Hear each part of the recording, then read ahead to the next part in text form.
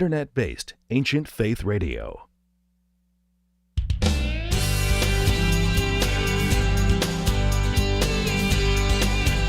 It's time now for Stewardship Calling with your host, Bill Marianis. Bill is a stewardship evangelist whose Stewardship Calling ministry is focused on helping people, parishes, and Christian organizations discover and live their stewardship callings and embrace true stewardship and generosity so that they may have a good account before the awesome judgment seat of Christ. Here's Bill. There are three kinds of people, according to Murray Butler, the former president of Columbia University. Those who don't know what's happening, those who watch what's happening, and those who make things happen. Now, at various times in our lives and over different matters, we might be in different positions along that spectrum. But one thing is true. As Pastor Anley Standing often famously says, believers didn't change the world, doers changed the world. In other words, belief is great as far as it goes, and it's an essential foundational step. But only action based on one's belief brings about true change and progress. And leadership is at the center of doing. Tonight, we celebrate and develop the leader in all of you. Make no mistake about it. Every one of you listening can be a leader. Yeah, you heard me right. Leadership is not the province or gift of a few. It's given to all. There's enormous empirical data that proves that you have the gift of leadership, whether you've ever appreciated it or practiced it or not. Don't believe me? Well, let's look throughout history.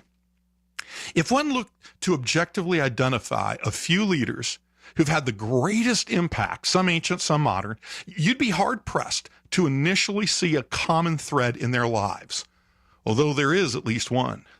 And you can easily see that even the most common among us can be destined to leadership greatness. How about a young child who tended sheep, or an old farmer, or an ordinary fisherman, a poor house servant, a female child of Albanian parents, a former longtime federal prisoner, a college dropout, to name but a few. None of these would be people you would assume have what it takes to be a great leader. None of them have the pedigree or the family role models or advanced education from prestigious institutions. And yet all of them became timeless leaders we revere and hold in the highest esteem. They all changed the world in their own ways.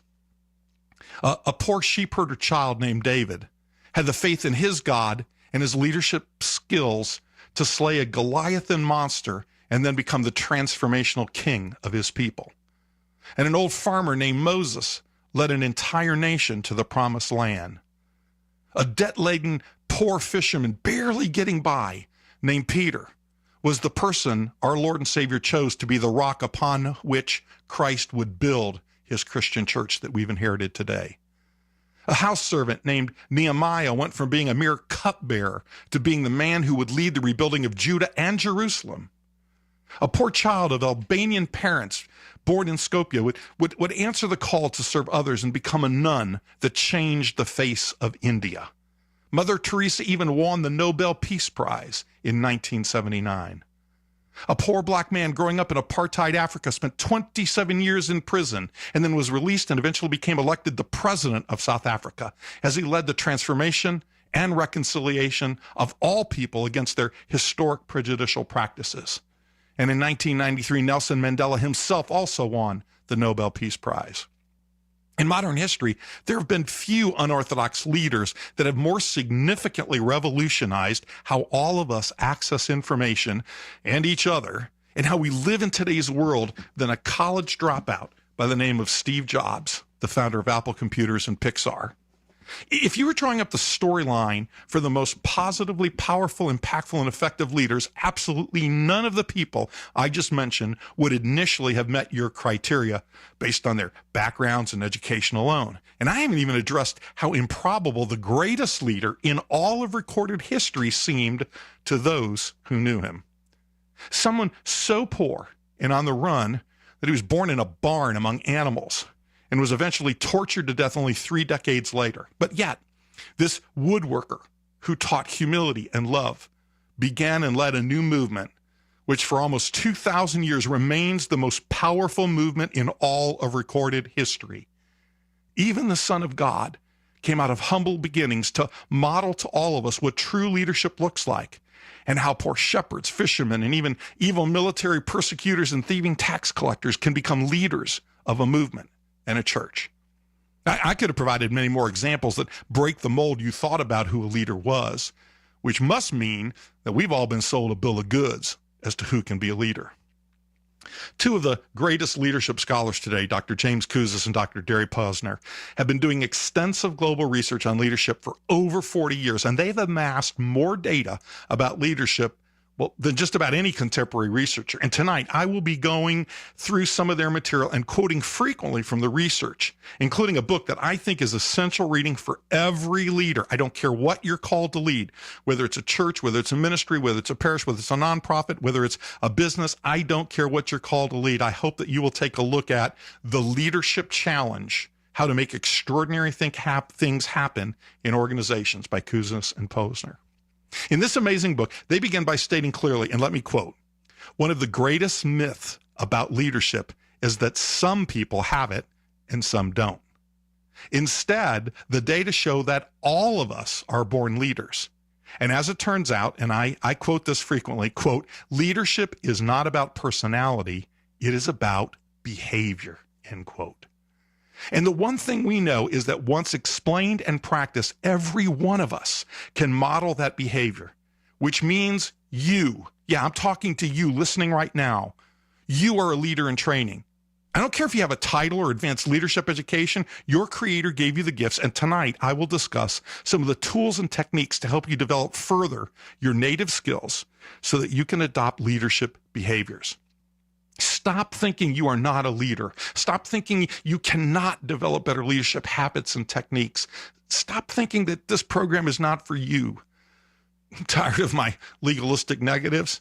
Then just know that this program was uniquely created especially for you. So proskimon, pay attention. Wake up. If you listen to tonight's program, I hope to prove to you three things. I'm a Trinitarian and everything. So tonight I intend to prove to you, number one, that you have been called by your Creator to be a leader. Number two, regardless of your personality or past and current situation, being a leader is not hard once you know the formula. And number three, by understanding what I'll cover tonight and by practicing these proven techniques, your parish, your ministry, your family, even your business leadership skills can be substantially enhanced and improved. As Dr. Kouzes says, there is no freeway to the future, no paved highway from here to there. There is only wilderness, uncertain terrain.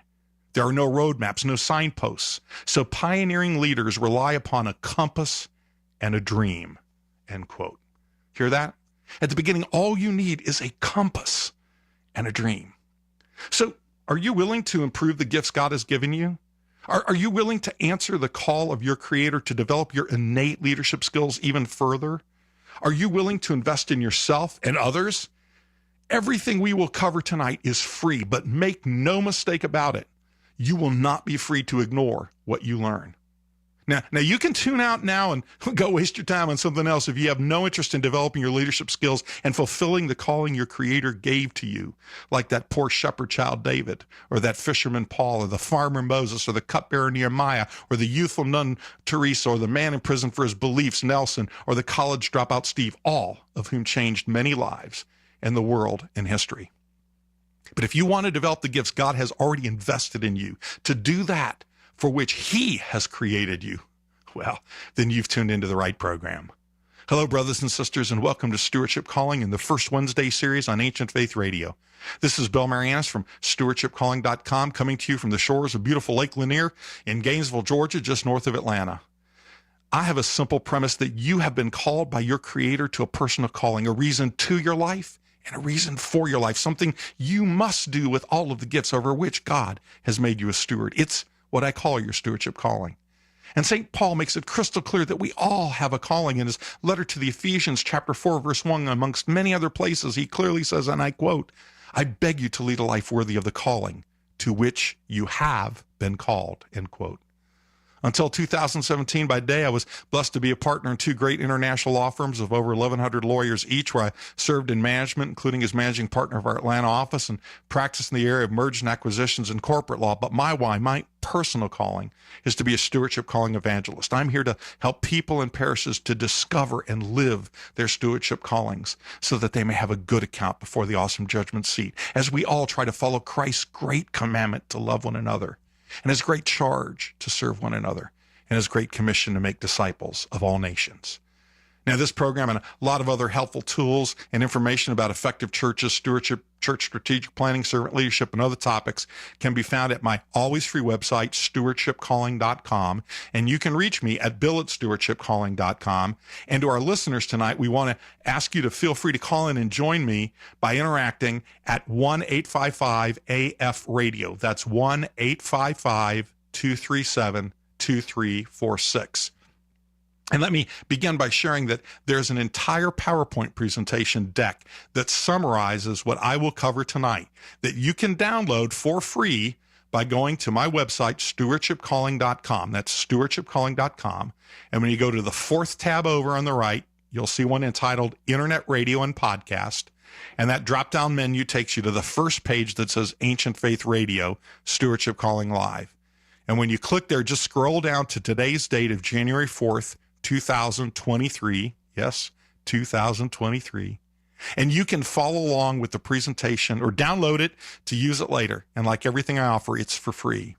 Now, to be clear, some of tonight's content was prepared to exceed the minimum requirements of any person seeking to serve on parish council or ministry boards. Many of the jurisdictions, for example, the Greek Orthodox Archdiocese has a requirement of some leadership training for new parish council members, but that's just the beginning. This program is not just for those serving on parish councils. Tonight, I will weave in the latest empirical research, some of the best leadership practices that you can apply in every facet of your life. I'm especially excited to share a very specific 6-part stewardship calling servant leadership model that takes the very best of the last 40 plus years of servant leadership research and applies it in an Orthodox servant leadership model.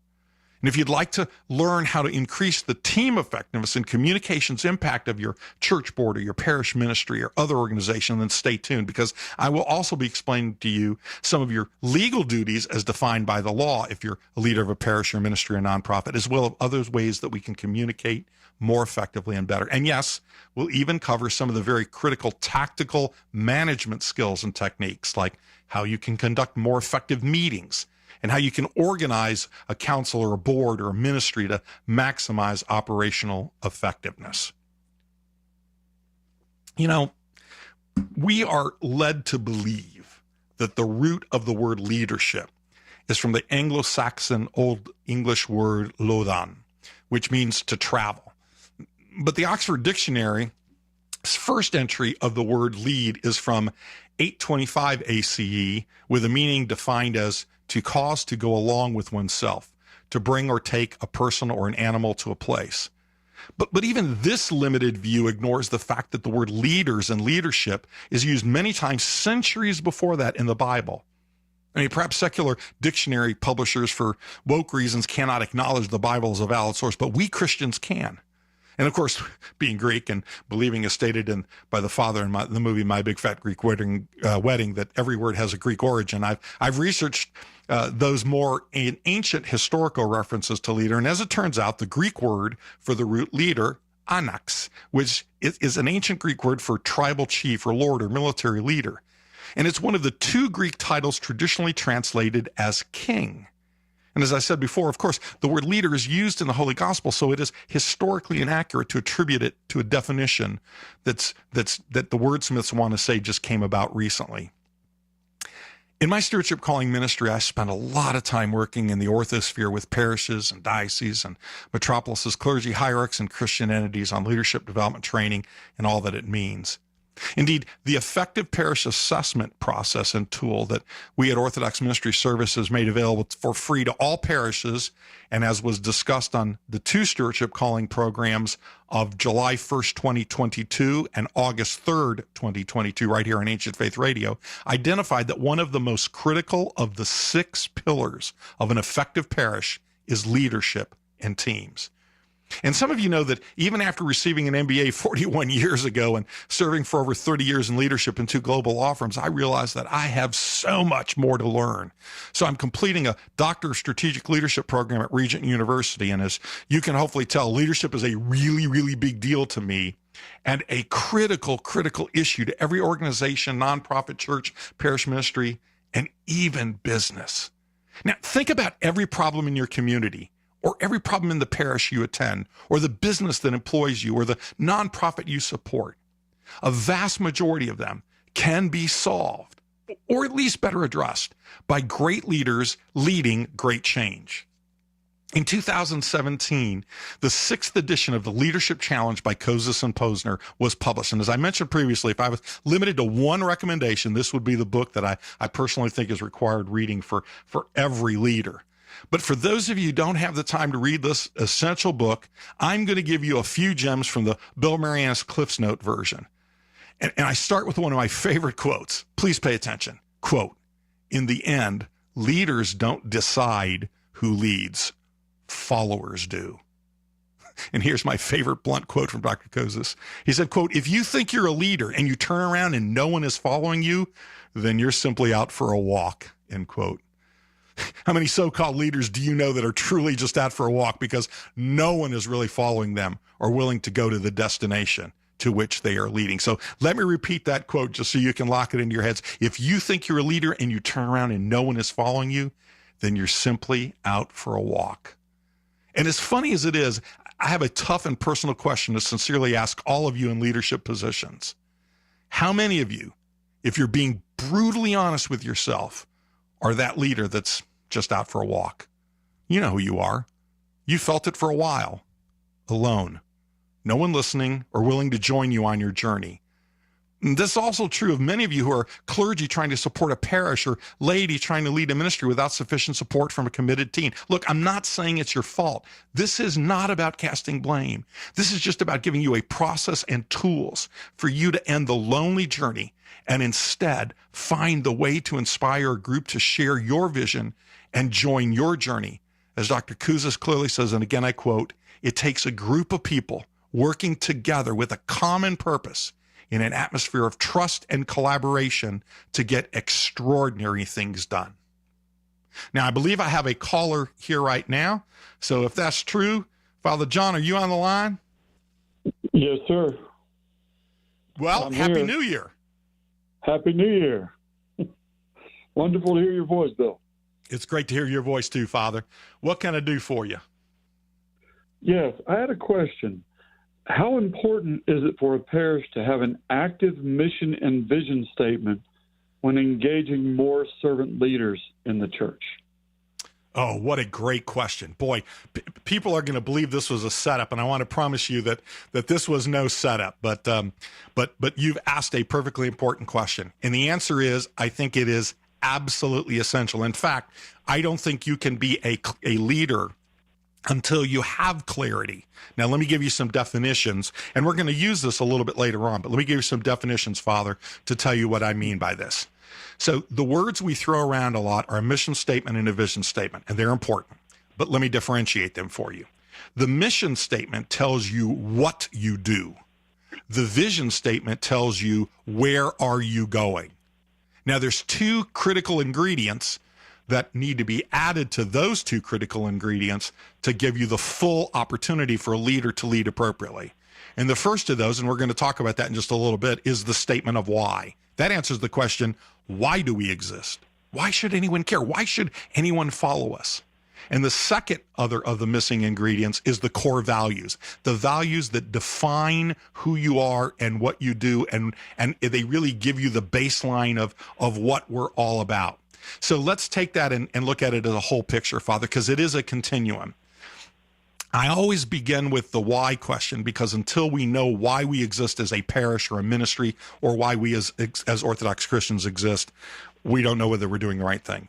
And its companion are the core values, the values that define how we're going to live our lives individually or as a parish. So those 2 are critical foundational elements. Above that, we also can now start to build the mission statement that defines the what of what we do. Specifically, what activities do we undertake to achieve that why in accordance with our values?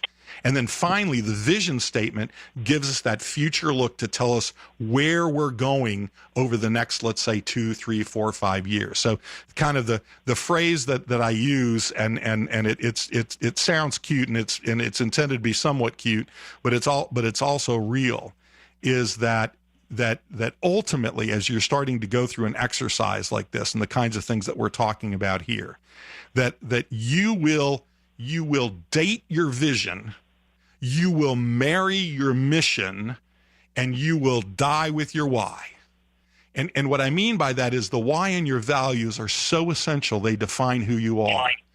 Above that is the mission of what we're going to do. And we marry that mission because we're going to stay true and loyal to that mission as we build out our church. And all our leaders need to be committed to that same why, values, and mission. But we date our vision because every 2, 3, 4 years, we'll have a new vision that gets us in a new direction to go to the new place we want to be 2, 3, 4 years from now. So with that kind of background, did that make any sense? Oh, absolutely. So many good things there to talk about. Yeah, and actually, I'm going to get into some of them in a little bit. So, but if you have any other questions, I'm happy to take them now. Not from me, but I would love to hear the answers to all these questions. Okay. Well, stay tuned, and we're going to get into it. And if I miss something that you want covered, by all means, call back in. Okay. Yes, sir. And this is a good time to remind everybody that we welcome all calls. So please feel free to call in with your questions, just like Father John did. And you can call in at 1-855-AF-RADIO. That's 1-855-237-2346.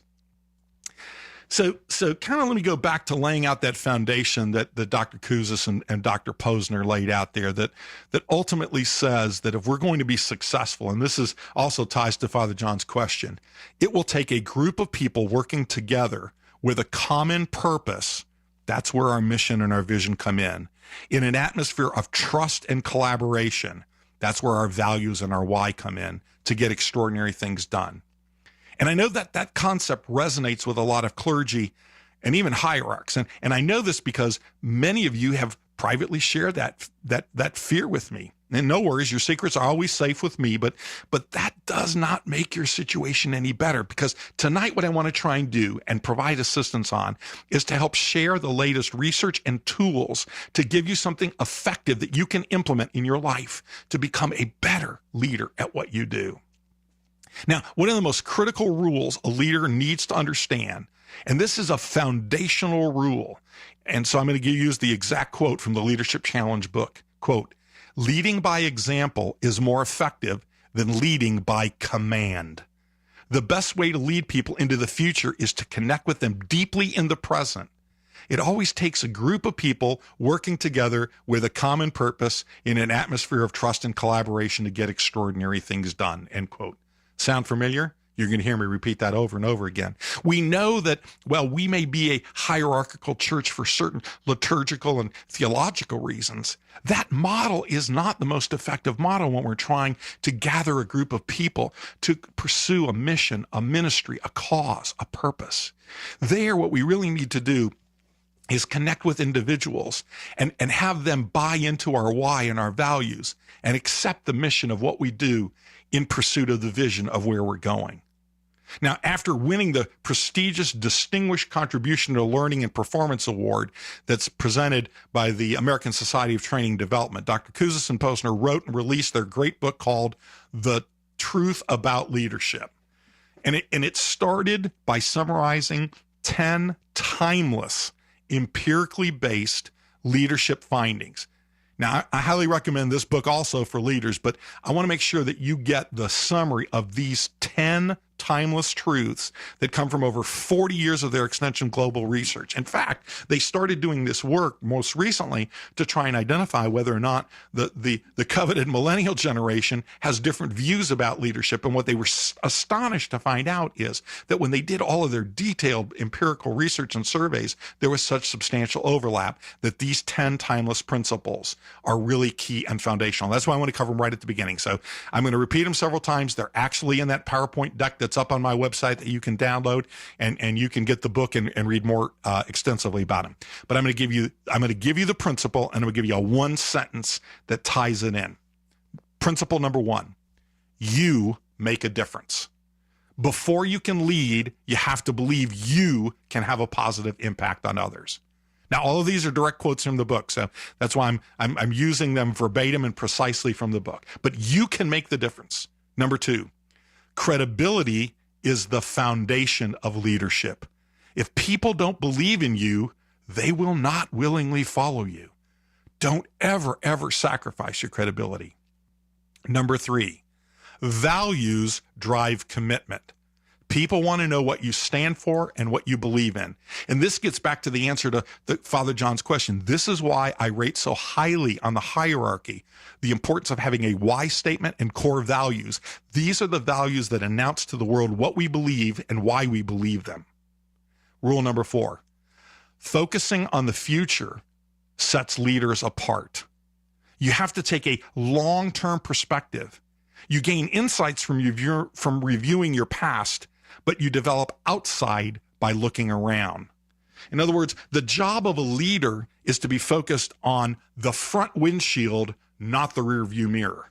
Not to say you don't look back and you see what you can learn from it, but this is a point I want to repeatedly make. One of the distinguishing characteristics of true leaders is they are focused on the future, not just the past. We'll talk more about that. Principle number 5, you can't do it alone.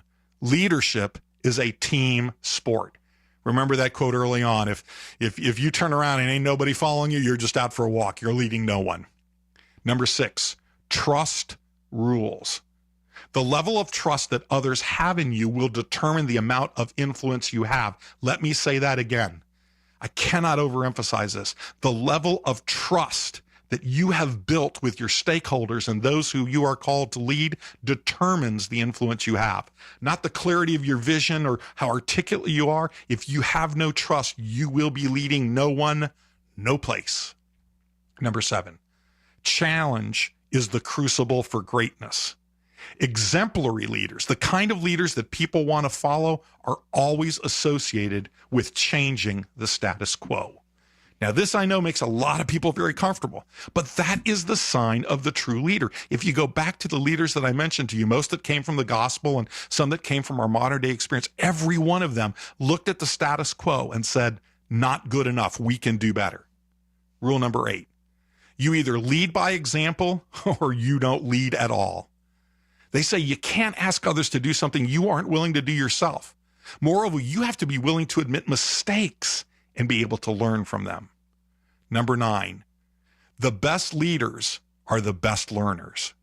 Leaders are constant improvement fanatics, and learning is the master skill of leadership. Let me repeat that again, my brothers and sisters, because this is really important. Leaders are constant improvement fanatics, and learning is the master skill of leadership. Number 10, and this one seems a little bit odd, but their data proves this empirically. Leadership is an affair of the heart. Leaders are in love with their stakeholders, and they make others feel important. Love is the motivation that energizes leaders to give so much for others. So I'm going to quickly repeat these 10 empirically proven rules for those of you that are trying to take notes and are seeking to be better leaders. Number 1, you can make the difference. Number 2, credibility is the foundation of leadership. Number 3, values drive commitment. Number 4, focusing on the future sets leaders apart. Number 5, you can't do it alone. Number 6, trust rules. Number 7, challenge is the crucible for greatness. Number 8, you either lead by example or you don't lead at all. Number 9, the best leaders are the best learners. And number 10, leadership is an affair of the heart. In their book on A Leader's Legacy, they go on to say that leaders encourage others to continue the quest and inspire others through courage and hope. Leaders give heart by visibly recognizing others' contributions to the common vision. Sometimes it's with a thank you note or a smile, an award, or public praise. But the leader lets others know how much they mean to the organization. And I want to ask you to think about yourself as a leader. In what capacities have you done that? When have you taken the time to do that little simple thank you? Whether it's in a note, a smile, an award, a public praise, whatever the case may be, how are you recognizing those around you? Because that's one of the signs of great leadership. One of the other things that Kozis and Posner's research has shown, and I'm going to quote them directly and I'll give you my take on it, is that, quote, we must recognize that however smart we are, we're not smarter than everyone else combined. And we can't lose sight of the fact that no matter how important our own contributions are, we couldn't have gotten anywhere without the help and hard work of lots of other people, end quote. And this is why in every strategic planning retreat I lead, I repeat over and over again, my catchphrase is that none of us is as smart as all of us are together, and none of us can accomplish as much as all of us can accomplish together. Again, none of us is as smart as all of us are together, and none of us can accomplish as much as all of us can accomplish together.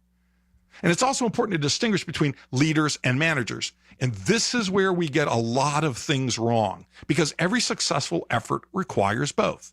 Now, I'll tell you, I simplistically try to kind of narrow the definition, think about as a leader as the one who helps organize the consensus vision, and the managers are the ones who execute the team to achieve it. Now, Professor Kozis adds, and I'm going to quote him directly, quote, management is much more about the practices that get things to run efficiently and effectively. Leadership practices are about changing the way things are and creating new things. He goes on to say, all managers must be leaders, but not all leaders must be managers. There are a lot of leaders, scout leaders, community leaders, teachers, coaches, parents, athletic team leaders, club leaders, who aren't in managerial positions. And he concludes, most universities, for example, now offer several student leadership development programs, but they don't offer management development programs to those same students. Now, just think about this for a second, the dichotomy and the distinction between leading and managing. Because this is where, again, I think we try to get things, or we oftentimes get things a little bit backward, and we don't quite fully understand our roles. And the effect of that is we are not as effective as we could be. Now, they go on to say that while it's useful for a number of reasons to illustrate the differences between leading and managing, they want to stress that both are important. Organizations need managers, and they need them to be the best they can be at the fundamentals of, quote, handling things, end quote.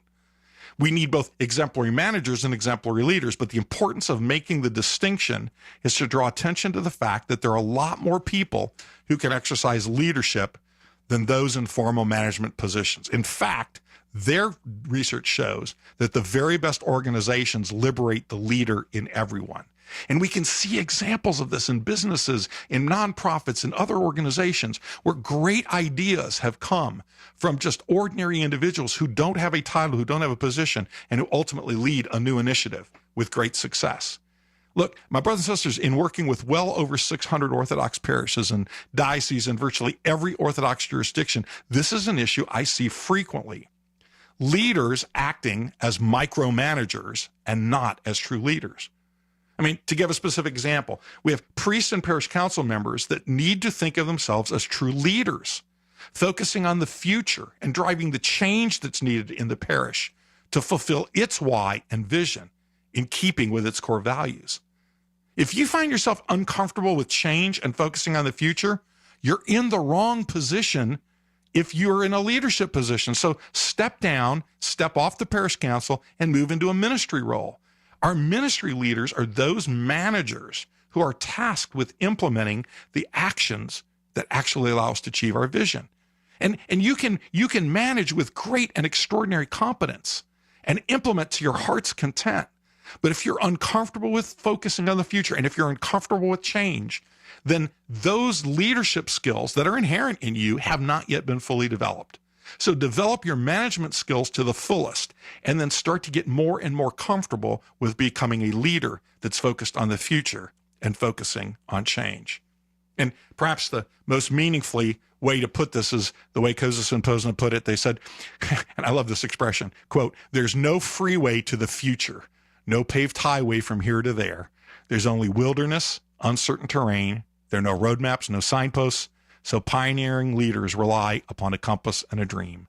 You've now heard me say that for the third time, because I think it's so important that we start to think of ourselves as being responsible for the future by having this dream of where we can be and using the compass, which is comprised of our values and our why, to get us there.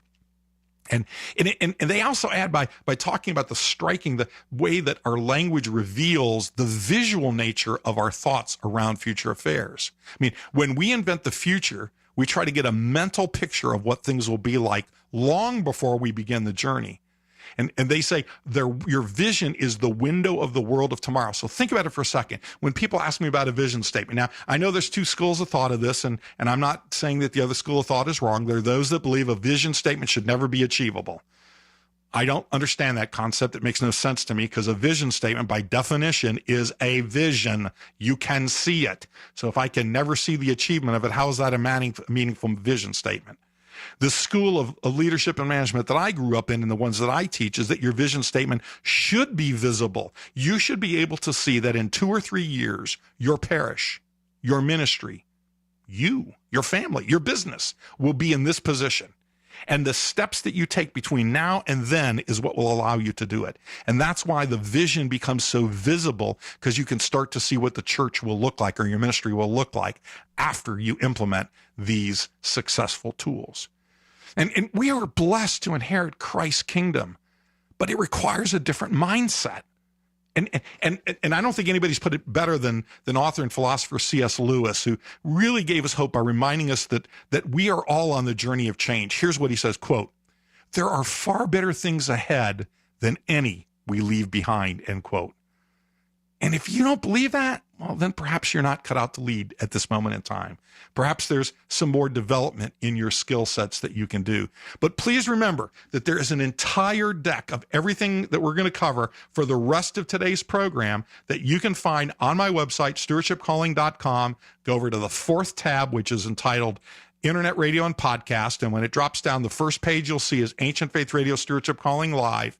And you just click on that and scroll down to January 4th, 2023, and that deck is there. Of course, you can keep scrolling and listen to some of the other programs, but like everything else I offer, it's all for free.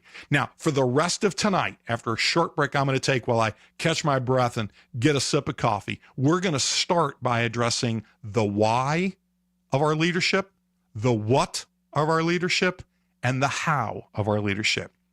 In the next segment, we're going to focus exclusively on the all-important why and understand what that is. And in there, we're going to identify the 6 elements that I've identified of true Orthodox servant leadership. These are curated and cultivated from my 20 plus years of doing this, as influenced by all of the other research that's out there. So in the next segment, we're going to talk about the why and the 6 elements of good stewardship, calling, Orthodox servant leadership. And then in the last segment, we're going to get into the what and the how. So remember, we'd love to hear from you. So please feel free to call in tonight at 1-855-AF-RADIO. That's 1-855-237-2346. So we take a short break. And when I return, we'll get into the all-important question of why. Bill will be right back. But the lines are open if you want to ask a question or offer your thoughts. The number is 855-237-2346. That's 855-AF-RADIO. Jesus' last words to his disciples were, "Go and make disciples of all the nations." Unfortunately, many parishes are struggling to follow this commandment. In Reclaiming the Great Commission, Father Evan Armatas offers a roadmap to help us get back on track. Relying on his 20 years of parish experience, Holy Scripture, and insights from research and his visits with churches across the U.S., he discusses how you and your community can implement changes that will transform, revitalize, and renew your parish. You'll learn how to diagnose and remove the barriers you face, deal with resistance to change, define what a healthy parish looks like, lead with purpose, and create a parish health plan. Written for clergy, council members, ministry leaders, small groups, and all committed parishioners, this book will help any church in its journey to reclaim the Great Commission. Purchase it today at store.ancientfaith.com.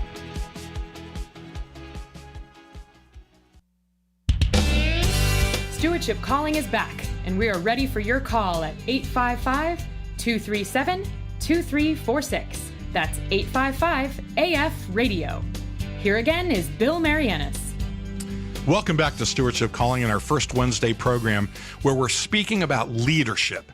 And particularly in this next segment, we're going to focus on the all-important why of leadership that is essential to understand, including the 6 elements of Orthodox servant leadership. Remember, we welcome your calls at 1-855-AF-RADIO. That's 1-855-237-2346. Now, before we get into the why, I wanted to share with you just a little bit of a quick journey through over 100 years of history in less than about a minute or so.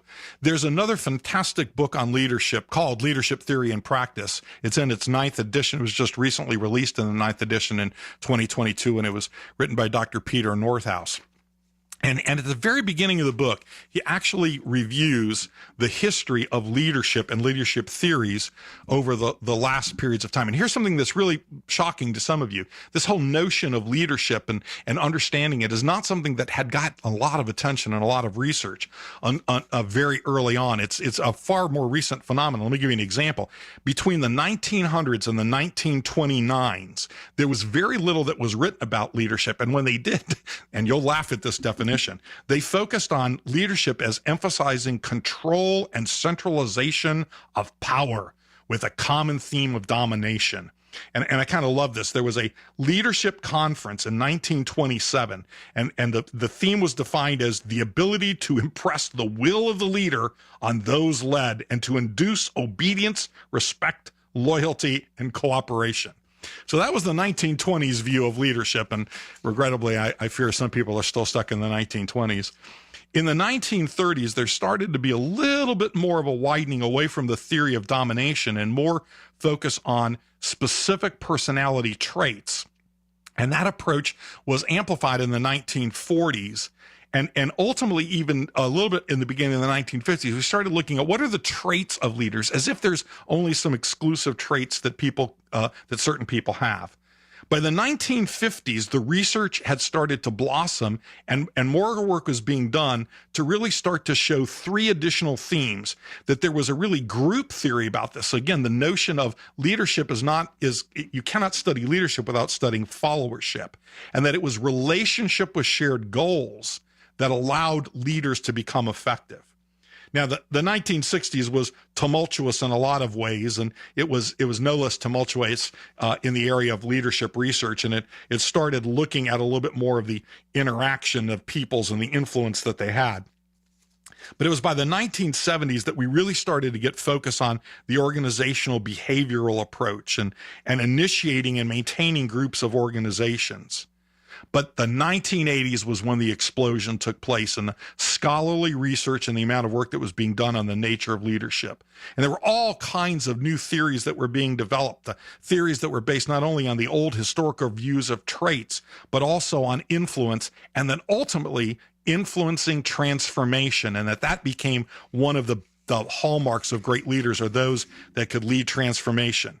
By the 1990s, we were introduced, due to some great work that was being done by a variety of different individuals, into the phrase that we now hear so frequently called servant leadership, where people are really reversing the pyramid, and instead of putting the leader at the top in which everybody serves them, actually putting the leader at the bottom and recognizing that the most effective leaders are those that have a service component. We often think of our Lord and Savior Jesus Christ washing the feet of his disciples as a quintessential example of that. In the 21st century, we started seeing the emergence of moral approaches, things, areas of ethical leadership and other aspects that really started to create dissonance or avoided dissonance within organizations. And that continues to the present. So the purpose of this background is merely to say that this topic that we're talking about and we seem very focused on is not a topic that 100 years ago was receiving the same attention, or certainly not the same tools and resources available to it as it is now. And we can start to see why there's been so much, hopefully, progress associated with this, and why organizations have become more effective. Now, if you're following along in the slides that's on the free deck on my website, I'm actually up to now slide number 2. Okay, so this was all the warm-up act, right? But I want to make this point very at the beginning. Those of you that were called to be clergy, those of you that were called to a parish council or a ministry leadership position, you were not just selected to serve on a council or a ministry or at a parish. You were called to lead people closer to Christ. I didn't make that calling on you. Your Creator made that calling on you. So the minute you start to think about your role in your parish or in your parish council or in your ministry as just a series of tactics, you're losing sight of what you were called to do. And again, I'm going to quote Dr. Kozis because I think he does a great job of setting the perspective here. He said, when seen through the lens of a servant's heart, leadership becomes not a job, but a calling. Lives are changed for the better. Next generation leaders are molded. Along the way, the sense of destiny God planted in each individual's soul finds fulfillment. Now, folks, I didn't make that quote up. That comes right from Dr. Kozis' work. But how clear it is and how consistent it is with the message that I've been trying to lay down for the 20 years of my ministry here, and that is this notion of we were all called by our Creator to serve one another, to love one another, to help one another. And it is in that calling of servant leadership that we can actually become the leaders that we were called to become. But if you really take a look at this, what you realize that the foundational first step is a metanoia, what the Greek word for a transformative change of heart.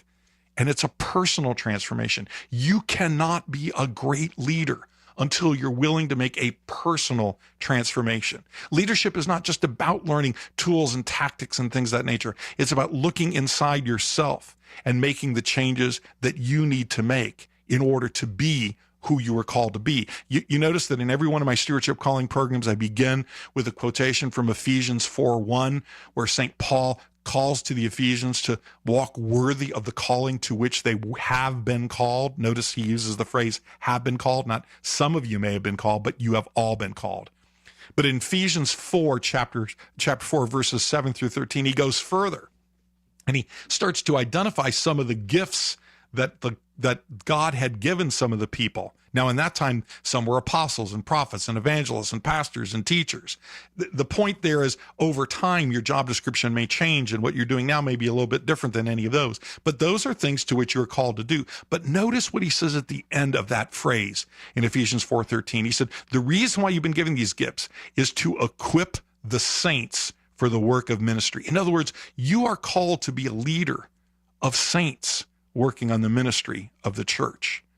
Now, if you've listened to any of my programs or attended any of my live programs, you know that I always focus on the personal why. And the way I choose to do that is through the calling that we hear in the divine liturgy, and it comes from 2 Corinthians 5:10, where we begin that selfish prayer that the end of our lives may be Christian without pain, blameless and peaceful. And then we make what I call the big ask. Now, everyone's version has different terminology, but the impact of it is no different. It's all the same. We ask for a good account before the awesome judgment seat of Christ. And it is that notion that lanes us forward to understand that our lives have perpetual meaning. We will live forever. That's a settled issue. As I always like to jokingly say, that's done. It's clear. You're going to live forever. The only question is, will you like where you are? But it is this notion that we don't just live on this earth for 50, 60, 70, 80, 90 years. We live in all of eternity. And what we do with the gifts God gives us now prepares us for what that journey looks like.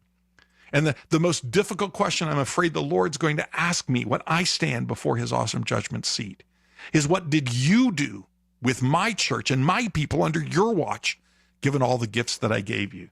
This is him asking each and every one of us, given all the gifts, talents, resources, abilities, people that he's put in our lives, what have we done with his church and his people? This is what we are called to lead in this moment, in this time, in our Jerusalem of wherever it is in this country or wherever it is in this globe that you may listen to.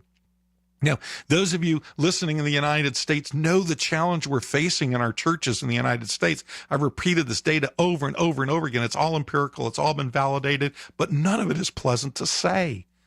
Over 47% of our cradle Orthodox adults have left it. 64% of our youth fall away from the church when they fall away from their homes and go off to school or live on their own. Of all the cradles that we kept, the 53% we kept, plus all the converts we recruited, only about 21 to 26% regularly attend church on Sunday. And virtually every parish, everywhere I go, is dependent on festivals and fundraisers and third-party activities to keep itself open. And so this is why we have to focus so clearly on the why, because as we know from the research, a leader leads by example. It's not about personality, it's about behavior. And we also know from the data that the domain of the leader, and Dr. Kouzes makes this clear, and everybody else who studies make this clear, the domain of the leader is the future, and the work of the leader is change. The work of the manager is to implement, but the work of the leader is to be looking out on the horizon, to be looking towards the future, and to be thinking about the changes that need to be made. Now, to be clear, for about the umpteenth time that I probably ever said this in my life, I am not speaking about the sacramental, liturgical, theological truths. Those are clear from our Lord and Savior Jesus Christ, but everything we talk about is in the operational way we implement our churches and our parishes and our ministries. Mahatma Gandhi gave us a different way to look at that. He challenged us to live as if we were going to die tomorrow, but to learn as if we were going to live forever. Think about that. We should live with a sense of urgency and purposefulness, but we should continue to learn as if we were going to live forever. We would add as Orthodox Christians, because we are. And in the Orthodox Study Bible, there's a classic definition of discipleship that I want to share with you in case you haven't read it. What our Orthodox Study Bible says is discipleship is the life of, and I'm quoting now, learning, growing, self-sacrifice, and commitment that is required of every Christian. The life of learning, growing, self-sacrifice, and commitment. And that's what we're trying to focus on here, is how can we learn what we need to do a better job? And it all begins by knowing the why question. Why are you here? Why is your parish here? Why is your ministry here? Why is any organization you're associated here? If you don't know the why, you cannot really truly understand the organization, nor can you explain it, nor can you fulfill it and live it. In Acts 14:15, we are confronted with that acknowledgement of that question where they were asked, friends, why are you doing these things? And it is the inability to answer the why question that leaves us befuddled and makes us ineffective leaders.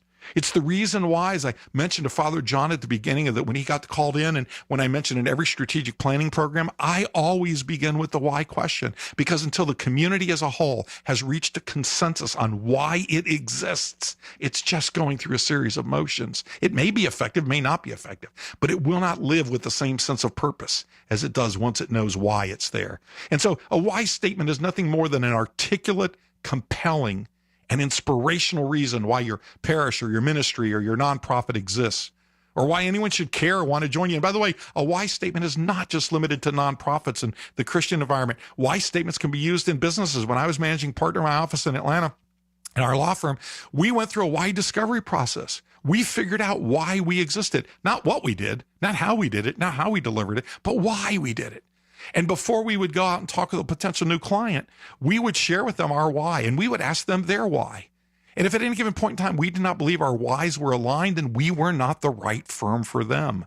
That's how essential understanding. That's why I say you die with your why, right? And one of the things that I'm blessed to do in working with parishes on strategic planning throughout the whole country is to see the brilliance that comes when you gather people together and you walk them through a process. And at the end of the process, they commit to a why. There's a parish I just recently completed their strategic planning for. This is their why statement, and I quote, to experience and share Christ's transformative love, joy, and peace, and to be united with God and one another. Now, notice, nothing in there says what they do. That's what their mission statement will tell them. Nothing in there says where they're going. That's what their vision statement will tell them. But this defines why they do everything they do. Everything they do is now focused on experiencing and sharing Christ's transformative love, joy, and peace. A way you can see the effect of a why statement is to flip it around and say, if you're looking for a place where you can share Christ's transformative love, joy, and peace, boy, do I have a church for you. And why are they doing this? Because they want to be united with God and one another. And again, you can flip that around and say to someone, if you're looking for a place to become united with God and one another, boy, do I have a church for you. And when you start to explain the why, and it connects with someone, it connects at a different level of their brain. I'll cover that in a second. But what it does is it then gets them ready to ask you the next question, tell me more. And everything in every organization should have a why statement. If you look at my Stewardship Calling ministry, you've heard me say it over and over again, right? And it's really to call people in parishes to discover and live their stewardship callings so that they may have a good account before the awesome judgment seat of Christ. And the Orthodox Ministry Services group with which I'm associated, we went through our own why discovery. And our why was to help transform and improve Orthodox church parishes and ministries in order to strengthen the body of Christ. Now, why is this whole why concept so important? It's because it's speaking to an entirely different part of your brain than every other thing that you do when you speak. When we speak person to person, we're listening to what's being said in the new Homo sapien part of our brain that was created just in humans called the neocortex. It's the outer part of our brain. It's the only part of our brain that can accept and process language. But beneath the neocortex is what's called the limbic brain. It's the feeling brain. It has no capacity for language, but it's where we describe our feelings, right? Where we say, I don't know, it just doesn't feel right.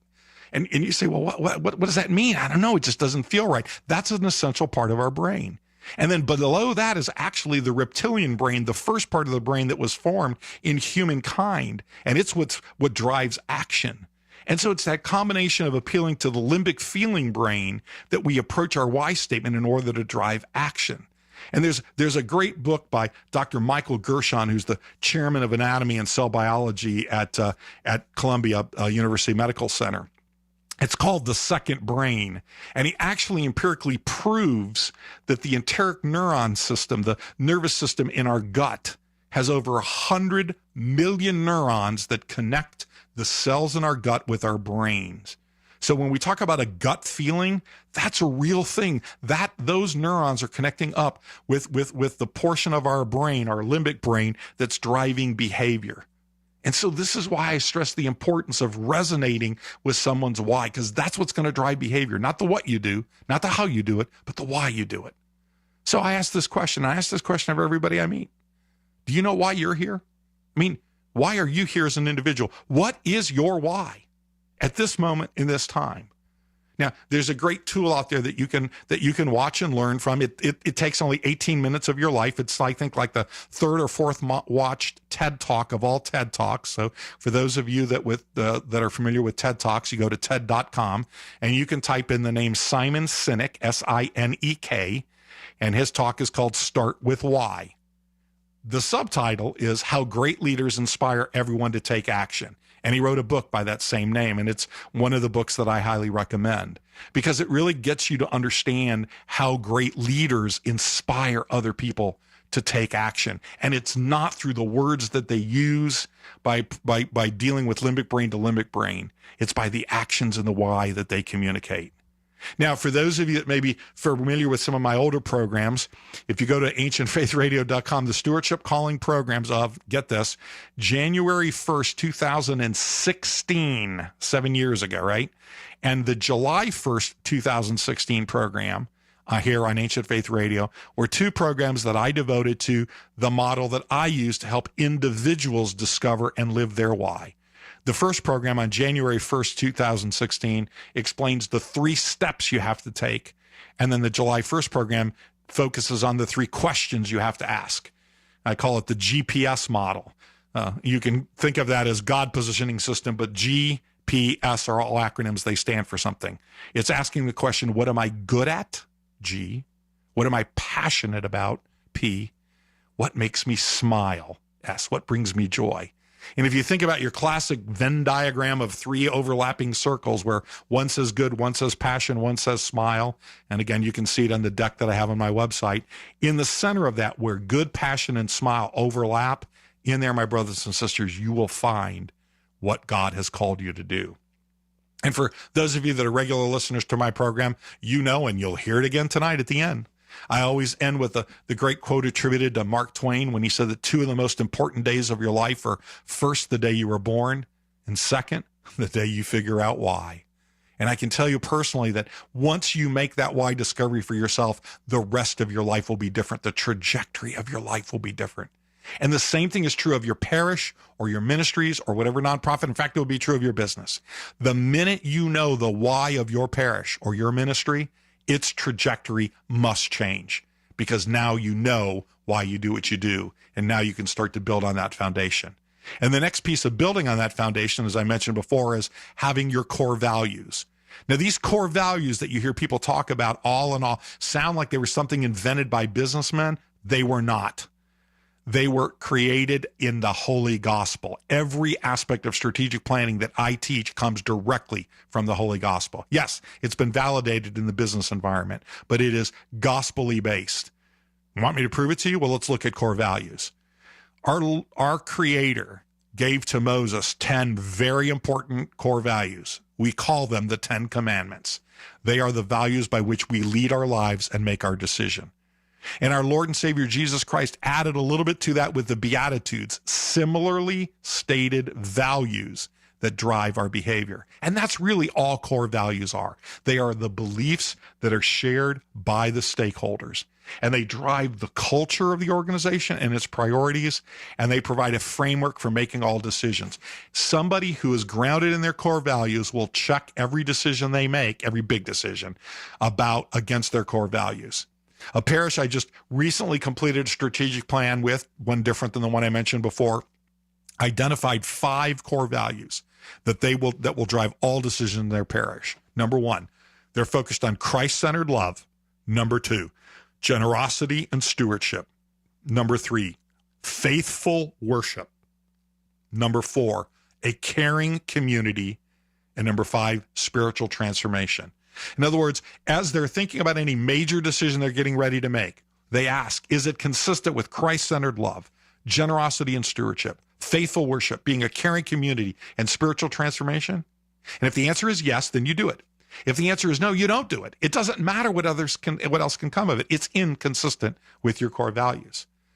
And I will tell you, it's equally important for every one of you listening to have your own personal core values. I'll tell you, my brothers and sisters, once you have core values, your life becomes easier. And once you know your why on top of your core values, your life becomes easier still. I mentioned to you the why that I use for my ministry, but I also have a set of core values. I'm not holding myself out as any bastion. In fact, I'm probably the worst example that I can give, but I will tell you that I've been consistent to these core values, or at least try to be consistent with these core values as long as I've had them now, which is for well over 40 years. I've got a little formula just to remember it. It's GI cubed, GI cubed. The G stands for grit. I don't want anybody to work harder than me. I will work as hard as I possibly can. The first I is for integrity. Everything I do, I want to do with complete and trustworthy integrity. The second I is inquisitiveness. I always want to be asking the follow-up question. I always want to be learning. I always want to be probing and pushing myself and those around me. And the third I is to try and be inspirational, to inspire myself and others to do that which God has called them to do. So those are my 4 core values. I ask you to think about the core values for yourself. And that's a good exercise for everybody to do individually, and then to do it as a family. We had our own family values that we tried to instill in our children as they were growing up. Now, ultimately, what this will lead you to is the need for some kind of a way to put this all together in the context of a model.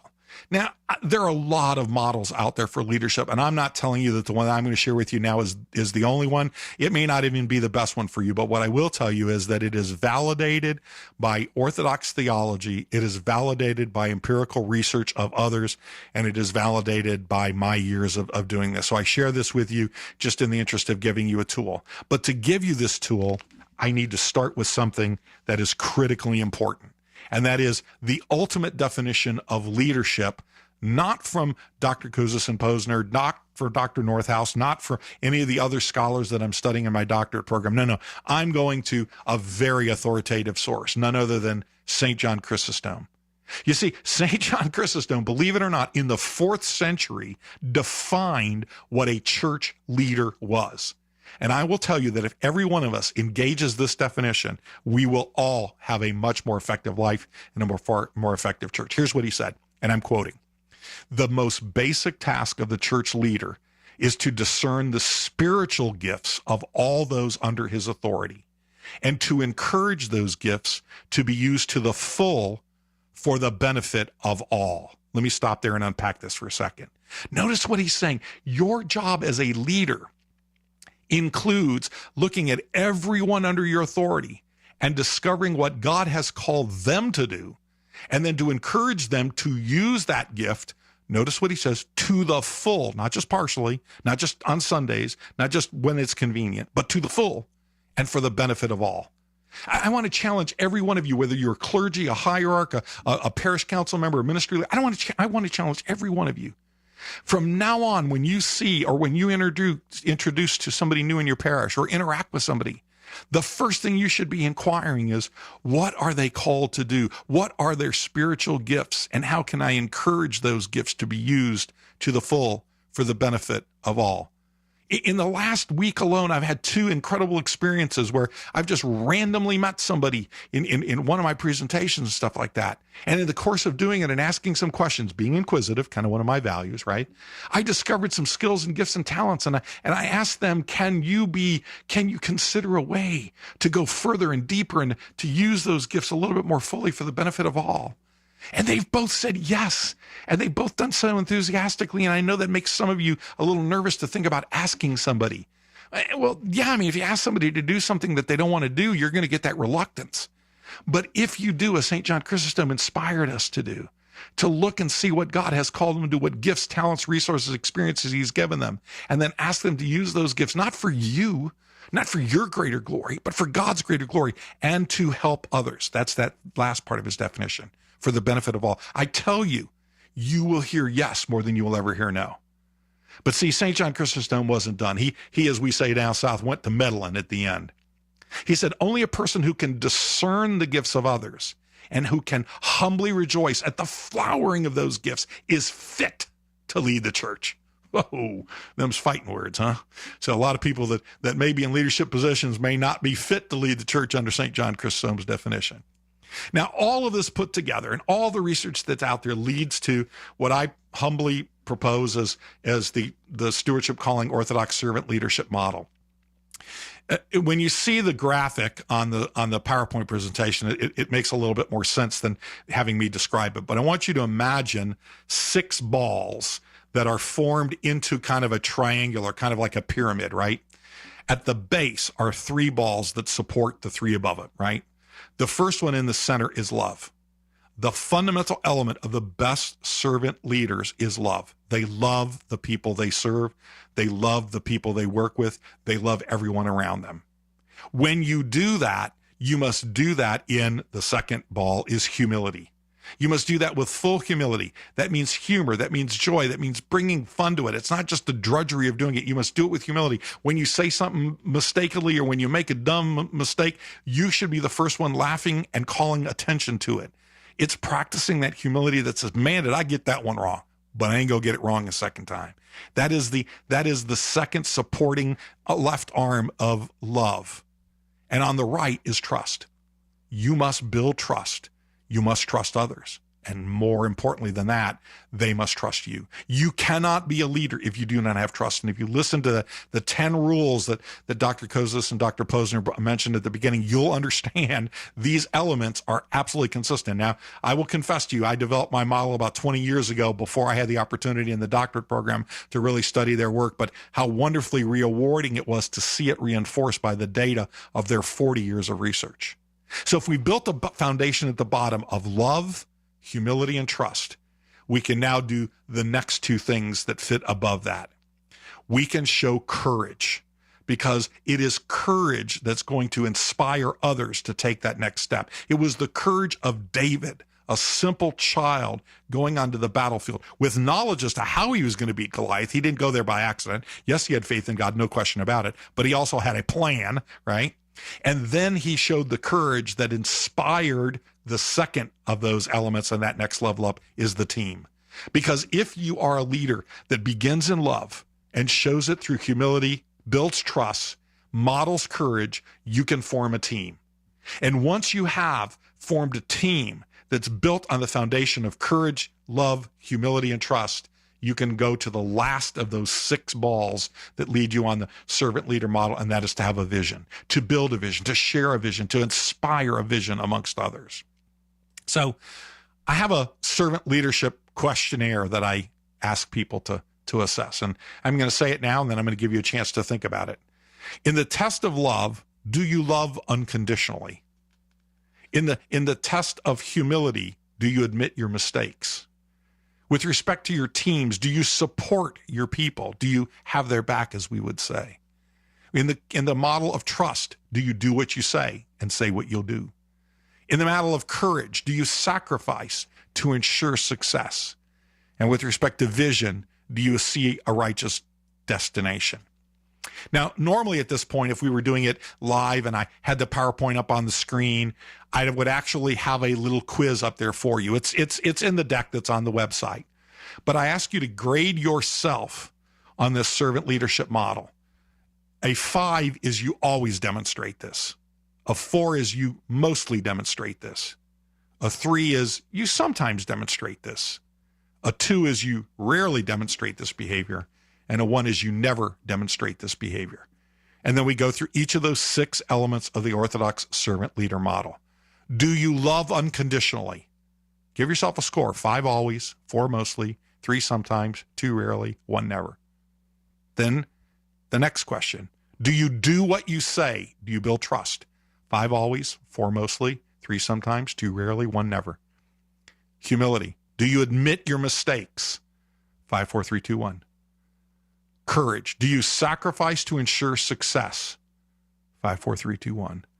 Team. Do you support your people? Always? Mostly? Sometimes? Rarely? Never. And finally, do you see a righteous destination? Do you have a vision in mind?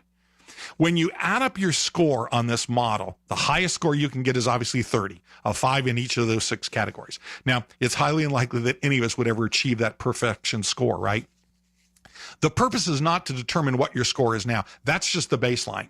The purpose of this exercise is to have you start to consciously look at these 6 elements and look at the ones perhaps in which you are the lowest and say, what do I need to do to build strength in those areas, to be able to achieve a higher level in those areas. And as you start to build one, you will start to see the synergy with the others. And ultimately, it can lead you to being a far more effective Orthodox servant leader based on this model. Because remember what Koza says, at the end, leaders don't decide who leads, followers do.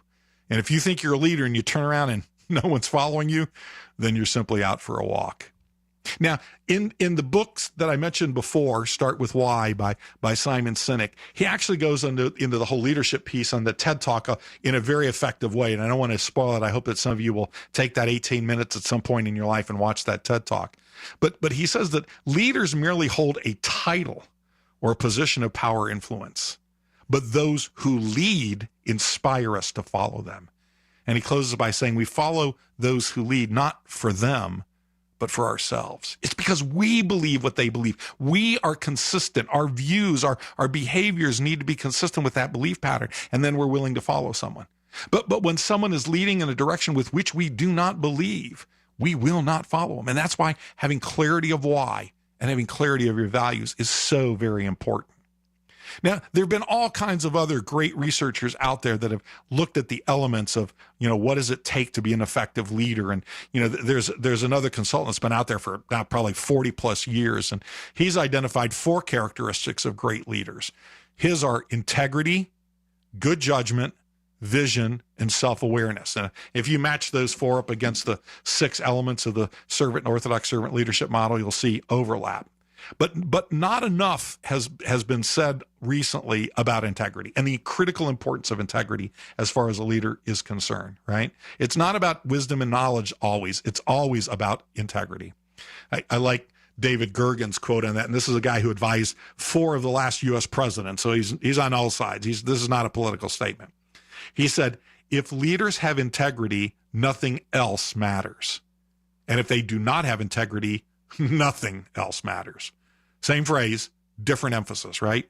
If you have integrity, then you're willing to be followed. You're willing to have people follow you. But if you don't have integrity, it really doesn't matter what else comes. No one will follow you. And nowhere is that better proven than in the extraordinary research that was done by Jim Collins and his team in a book that some of you may be familiar with called Good to Great, right? And here they measured, these were all businesses, and they set a very, very exacting criteria of what it meant to be a great company. It was very hard to achieve. And in fact, of thousands of companies, there were only 14 that achieved this standard. And when they were doing their research, they did not want to believe that leadership was going to be one of the distinguishing characteristics, but in fact, they found out it was. But it was a different kind of leadership. And they created 5 levels of leadership. The first is a highly capable individual. We all know them. Those are people that can make productive contributions.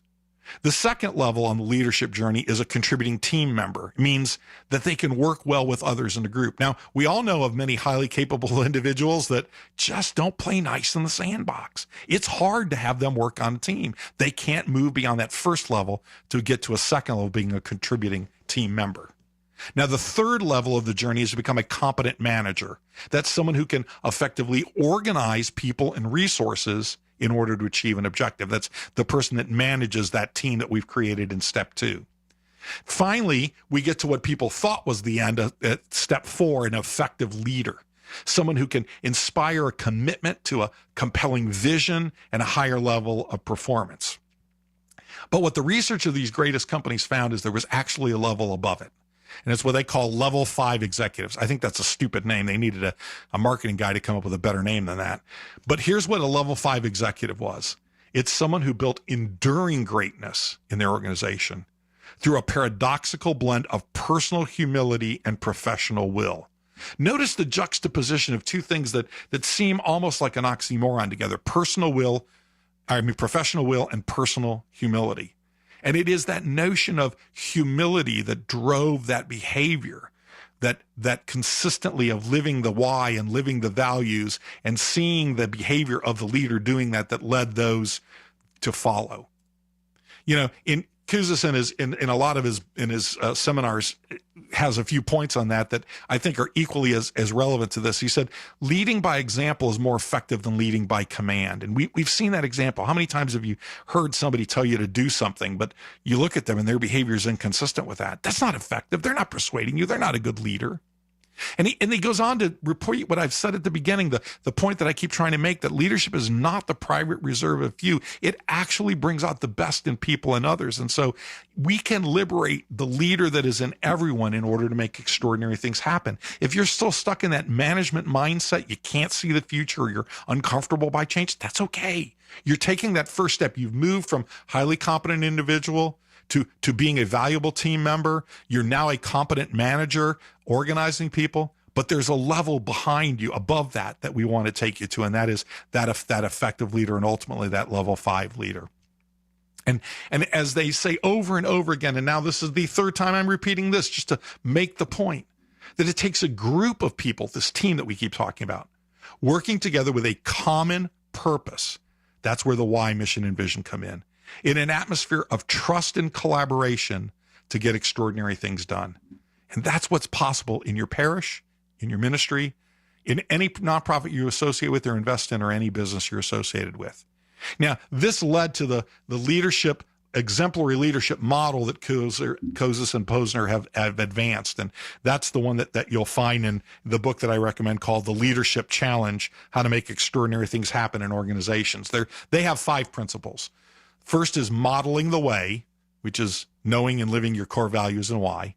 The second is inspiring a shared vision. That's the ability to articulately share an exciting possibility of a future destination.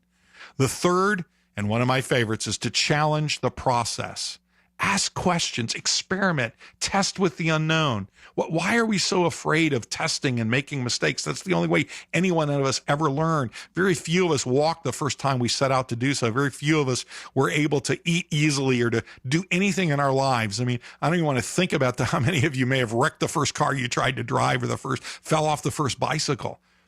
Somehow, as we get older, we get a little bit more fearful of asking questions and experimenting and testing the unknown. That is the essential ingredient that any great leader needs to be able to do. And then in humility, admit when you were wrong and celebrate when you're right. The fourth of their exemplary leadership models is to enable others to act. This is building that team component and building it on a strong foundation of a why with clarity of mission, values, and vision. And then finally, and as they would say, perhaps most importantly, encourage the heart. Celebrate the values and victories of your team. And this is where I tie it back into the living with why concept, because if you do that, if you will live with the why and you will live your why, you will live a most blessed life.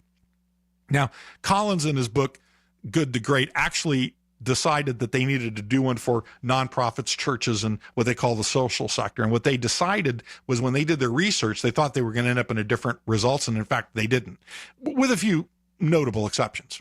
For example, in social sector entities like churches or ministries, performance is really not based on a financial result, but on, did you achieve your mission, what you said you were about? Did you achieve the vision that you were trying to do, where you said you were going? Did you live consistently with your values and pursue your why? And therefore, it's important to measure success in the parish or ministries.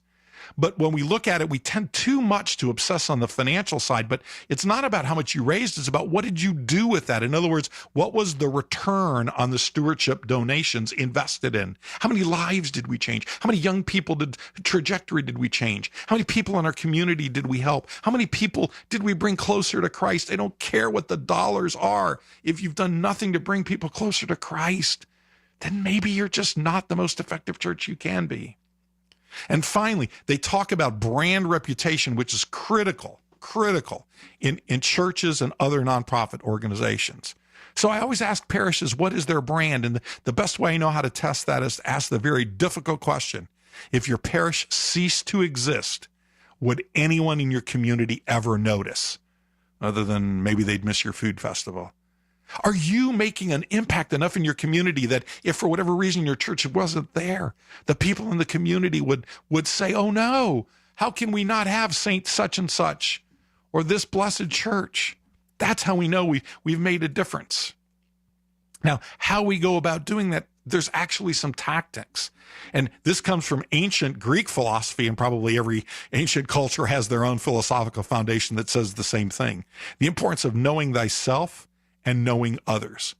Because what the research shows, and what a consultant once said, and I'm going to quote him, is that great leaders don't set out to be a leader. They set out to make a difference. It's never about the role. It's always about the goal. And we see this in Holy Scripture. In Ecclesiastes chapter 4, verses 9 and 10, we're confronted with this great Scripture passage that often on church basketball teams, you'll see the phrase, one team, one dream. And it's inspired by this passage from Ecclesiastes. And it says, two are better than one because they have a good return for their labor. If either of them falls down, one can help the other up. But pity anyone who falls and has no one to help them up. And in a more direct way, Romans 12, verse 5 says, so we, being many, are one body in Christ, and everyone members of one another. And this is why this notion of a team is so very important. I ask you to reflect on this. If you're a priest, think about the teams you're building on your parish council and your ministries. If you're a parish council leader, think about the team you're building in your parish council. If you're a ministry leader, think about the teams you're building in the ministry. Now, the teams are always comprised of people. And there's one thing we know from historical research that Carl Jung started many decades ago, that we all have a psychological type. We basically behave consistently based on our perception and our judgment. And our perception is how we become aware of things or people or happenings around us. And our judgment is the conclusion that we base based on our perceptions. But the bottom line is people who perceive things differently will reach different conclusions based on the exact same information. I mean, how many times have we seen this where the exact same information is presented and people come to different conclusions? The answer is not because they're being disingenuous or they're being disruptive they are actually perceiving and sensing the information in a different way. And what Young was able to do was to characterize this, and what the team Myers-Briggs were able to do was actually document this and empirically validate this.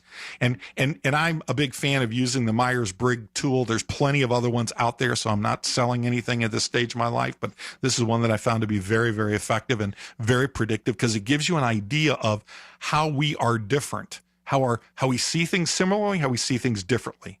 It also gives us an easy way to accept the differences in each other and to view each of our personalities as not being negatives, but as actually being positives. Now, I recommend, in fact, if I'm leading a parish council or even a ministry team through something like this, I'll have them all do a Myers-Briggs test. If you can pay to have it done, or you can go to 16personalities.com. That's 16personalities.com, and you can take a free one. It takes like 10 minutes, and it will give you an assessment. It'll give you 4 letters talking about the dominant nature of your personality. The first one is, are you an extrovert or an introvert? The next one is, are you a sensor or are you intuitive? The next judgment is, are you a thinker or a feeler? And the final one, are you a judger or are you a perceiver? Now, if you go to the deck that I have on my website, or if you go to 16personalities.com, you'll see the descriptions of all those personality types, and you'll see how they interact with each other. I actually even have a chart in there that shows how frequently each of the 16 personality types exist in America. So you can find out which one is your personality type, and you can find out how common or uncommon it is. But it's the last slide in that sequence. For those of you keeping track, it's slide 62 in the deck that I love to use all the time, because what it does is it shows the empirical way in which these different personality types interact with each other. And some of them are difficult because they just approach problems differently. They perceive things differently. So they're going to reach different conclusions. And some of them are a little bit easier to reach. And so that chart will actually show you compatibilities and incompatibilities. Now, you don't necessarily get to pick who's going to be on your parish council or on your ministry team, et cetera, et cetera. But what it does allow you to do is to understand how that person perceives information. And therefore, it'll allow you to adjust how you share that information with each other. And even if your personality types are kind of inconsistent, it allows you to reach a greater level of effectiveness. I mean, I've done one just fairly recently with a board, and I paired them based on compatibilities and incompatibilities, and then we did a project that actually could be scored. And at the end of the scoring, I said to one of the groups, I said, now your personality styles are incompatible. And of course, they got offended at me. They said, oh no, we got along great. And I said, no, I'm sure you got along great. You're very respectful people, and that's not the issue. But remind me what your score was on this test. And of course, they finished dead last. Again, these are things you can overcome once you understand them and you understand the way you communicate. Now, I'm such a big fan of this. I even did this in my family a couple of Christmases ago, 4 or 5 Christmases ago. I had my wife and my 2 daughters who were in their 30s, and we all recompleted Myers-Briggs. We'd all done it before. And we looked at our personality types, and sure enough, about 3 hours later, we were playing some game, and I got real frustrated. And one of my daughters looked at me and said, now, Dad, that's because you're an ENTJ now, remember? And we had a wonderful dialogue, and she was dead on right. And instead of it being a point of frustration, it was a point of understanding, and we found a better way to communicate. So this is one of the tools that I highly recommend boards and ministries do. And take it and study it, and then spend some time talking about your personality styles, and then learn how to communicate more effectively with each other. Because as we learn in Proverbs 27:17, as iron sharpens iron, so one person sharpens another.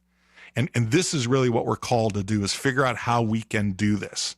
Now, that's all part of the knowing thyself part, but in the leadership piece, you also need to know your parish. And here, there's a wide variety of tools that are now available to you. Most of you are somewhat familiar with, or maybe very familiar with, what's known as a SWOT analysis. This allows people in the parish to tell you what the parish is good at, your strengths, the S, what you're not so good at, the weaknesses, the W. Then it tells you to look outside the church and see what's going on outside that could be an opportunity for us outside, that's the O, and what's a threat to us outside. And there's a process by which I, when I'm doing a strategic plan, or others do it, can do a SWOT analysis with your parish. and that'll give you some really great insights as to what your parishioners think. The other thing I want to point out to you again, as I mentioned before, is our Orthodox Ministry Services organization has created, after 20 years of work, an effective parish model, and that we discussed in the 2 programs that I mentioned here on Ancient Faith Radio last year, where we identified the 6 pillars of operational excellence and the 30 building blocks underneath it. And those 6 pillars are vision and planning, leadership and teams, stewardship and generosity, parishioner engagement, ministries, and operational effectiveness. If you can optimize to excellence those 6 areas and the 30 building blocks underneath them, you will have the healthiest, strongest church you can from an operational perspective. Now, there's obviously the more important theological and sacramental perspectives that need to be developed. That's outside the scope of what I'm talking about here. So hopefully what you can start to see from all of this is that there are specific skills that the best, most effective leaders in any organization and of any kind of organization need to develop and improve. And it is through the course of doing these things that we've talked about today, including assessing yourself on that 6-part Orthodox servant leadership model, or the 5-part Kouzes and Posner model, or the 5 steps of the Collins model of leadership. Any one of those will help you improve your elements of leadership development that we ultimately want to have in our parishes, so that we become far more effective at what we're trying to do. And remember, all of this information is available in that presentation deck that's up on my website, stewardshipcalling.com. You can go over to the 4th tab that says Internet Radio and Podcast, and the first drop down says Ancient Faith Radio, and then just scroll down to today's date of January 4th, 2013, and you can download the presentation. Okay, I'm going to take a short break right now and get another sip of coffee. And when we come back, we're going to finish by, now having looked at the why of leadership, we're going to now get at the tactical level and look a little bit about the what and the how. And I'm going to give you some helpful tools and techniques that will allow you to better lead and manage an organization consistent with the regulations and the laws, as well as, most importantly, some best practices. So we'll take a short break. We'll be right back. Remember, I'd love to hear from you with any questions you have at 1-855-AF-RADIO. That's 1-855-237-2346. We'll take a short break, and I'll be right back. Bill will be right back, but the lines are open if you want to ask a question or offer your thoughts. The number is 855-237-2346. That's 855-AF-RADIO. Do you love to listen to podcasts on Ancient Faith Radio? Maybe you wish that you could help to make a podcast episode accessible to those who are hearing impaired, but you can't afford to sponsor a transcription. If so, and you love to type, here's an opportunity for you to consider. AFR welcomes volunteer submissions of transcribed podcast episodes. You'll find a list of episodes that have already been transcribed at ancientfaith.com/transcripts. At the bottom of that page, you'll find a link to the PDF of a transcription style guide that will help you to prepare the transcript in a way that will be most helpful to the community. Thanks in advance for helping Ancient Faith Radio to become more readily accessible to those who are hearing impaired. Thanks in advance for helping Ancient Faith Radio to be more readily accessible to those who are hearing impaired. Again, that's ancientfaith.com/transcripts. Thank you. Stewardship Calling is back, and we are ready for your call at 855-237-2346. That's 855-AF-RADIO. Here again is Bill Marianis. Welcome back to Stewardship Calling, in our final segment on the first Wednesday program here, where I'm going to address the what and the how of ministry leadership. And again, this entire deck is available on my website at stewardshipcalling.com under the Internet Radio and Podcast Ancient Faith Radio page for today's date of January 4th, 2023. Gosh, I can't believe we're already in 2023. Thank God. So when we start to talk about the what, one of the things that I always like to tell and make sure that parish leadership understand is that there's kind of 5 principal tactical responsibilities that parish councils and clergy have. This is also true of metropolis councils and even archdiocesan councils. And they are vision setting. Your job is to help craft the vision and the plan to achieve that vision. Secondly, resources, ensuring that you have the right budget, financial, and other developmental resources. Number 3 is talent, making sure that you have the right people in the ministries and the leadership, including the staff that are necessary to achieve it. Number 4 is the administration, creating the policies and procedures and ensuring everything is run with a sense of urgency, but effectiveness associated with it and highest quality. And then 5th, and this is the one we oftentimes forget as parish council or diocesan council or metropolis council or archdiocesan council members, we're emissaries. We are to be the faith of our church, the face of our church. We should be the faith of the church also, but we're to be the face of our church at all times in our communities. When people see us, people ought to be able to reflect on who we are as a church. Now, if you're in the Greek Orthodox Archdiocese, you may know that there actually is a job description that was written out for parish council members. Other jurisdictions have perhaps different versions of this, right? And so I refer all parish council members to Article 29 of the Archdiocesan Parish Regulations, and it lists 17 very specific activities that is your minimum job description. Again, the standards in these regulations are the minimums. They're certainly not the maximums. But you can read them, and I'm not going to read them now because not all of you are in the GOA, and frankly, all of you can read. So, but I do find interesting that the first several of the job descriptions that are contained in Article 29, and frankly ought to be intuitive for everybody in every jurisdiction, is number 1, attending the divine liturgy regularly. Number 2, participating in the church sacramental life. And number 3, assisting the priest in the administration of the parish ministries. So we start with 3 very critical responsibilities of parish council members. I would submit that's also true of ministry leaders. Attending the liturgy regularly, participating in the church sacramental life, and assisting the priest in the administration of the parish. Now, there's a whole variety of additional tactical duties that you're required to do in every one of your churches and every one of your jurisdictions.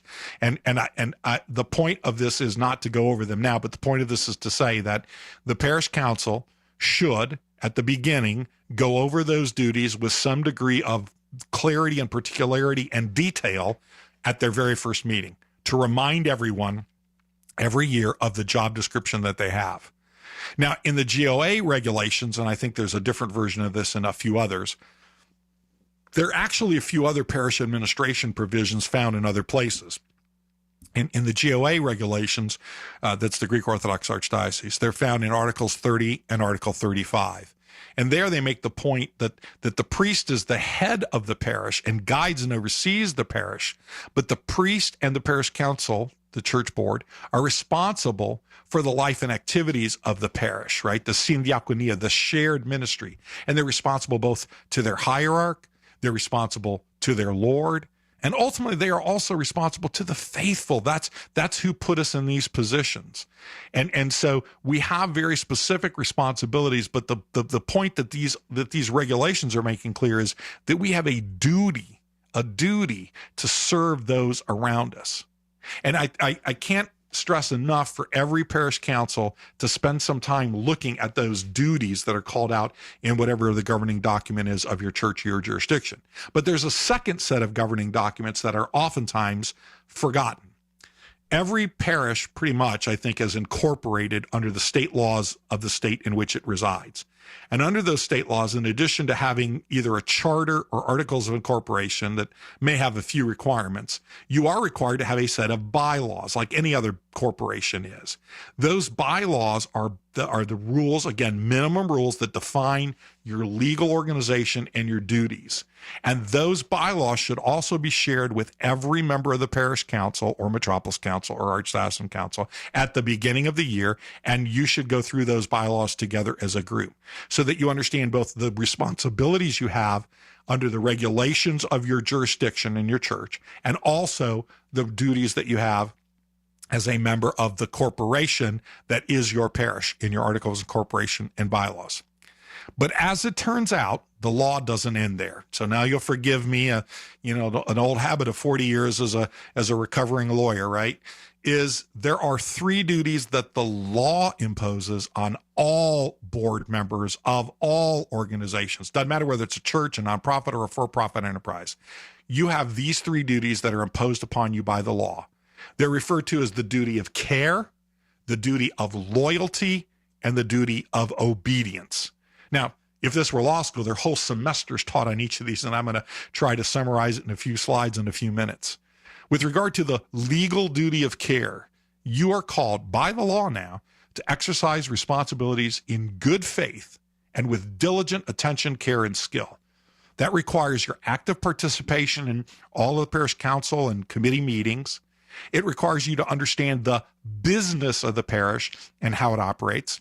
It doesn't mean that you have to have a business degree, but you cannot say, I don't know anything about the business side of the parish, because then you would not have been satisfying your legal duty of care. You have, as a part of the legal duty of care, to provide strategic direction and oversee management. And then here's a key point that I don't want you to lose sight of.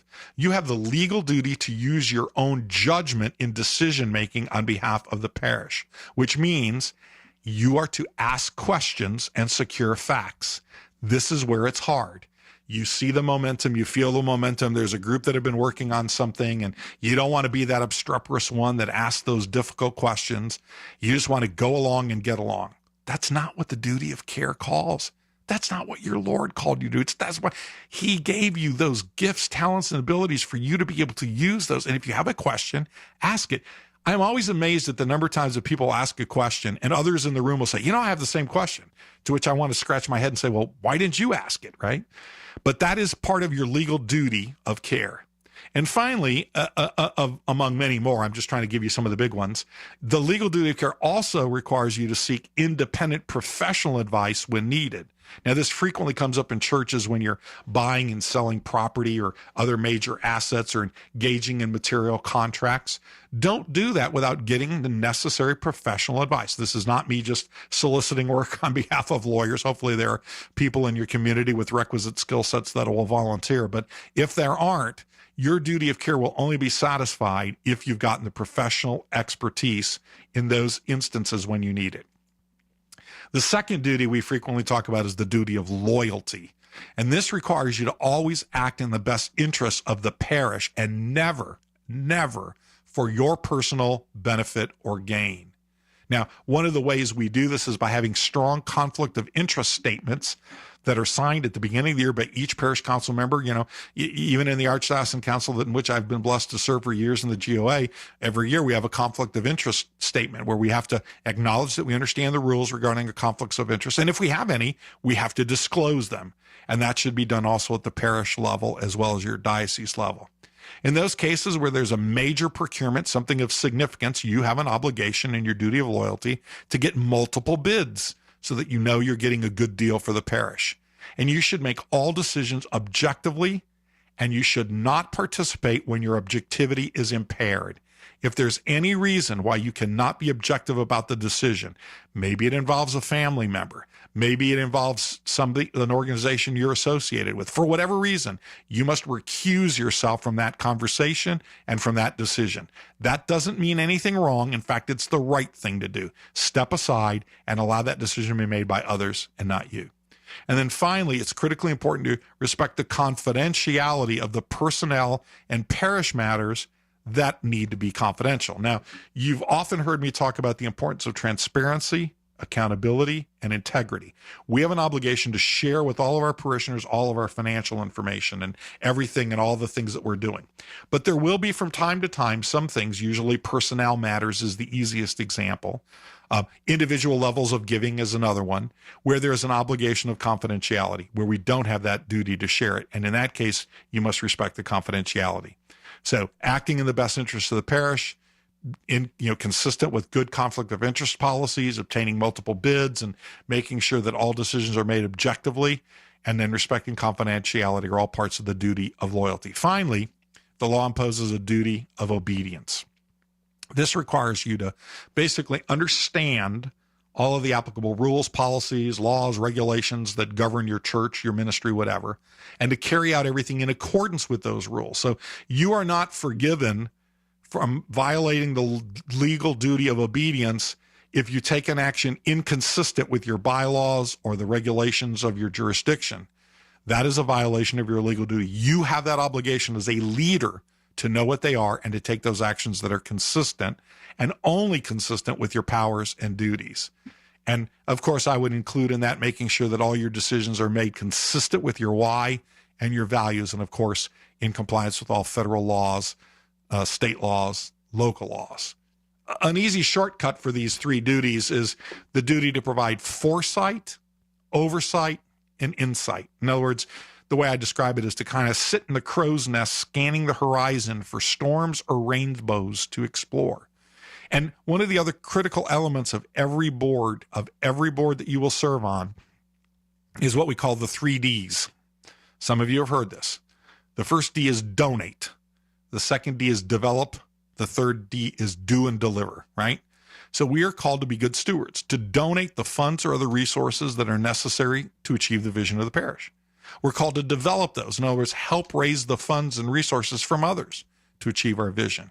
And when possible, we're called to do and deliver any essential expense-saving function that we can do to achieve it. That's the reason why, so many of us who are lawyers are also the pro bono legal counsel for our churches and metropolises and whatever the case may be. But merely providing your advice and opinions isn't enough. We have this obligation to be good stewards and generous.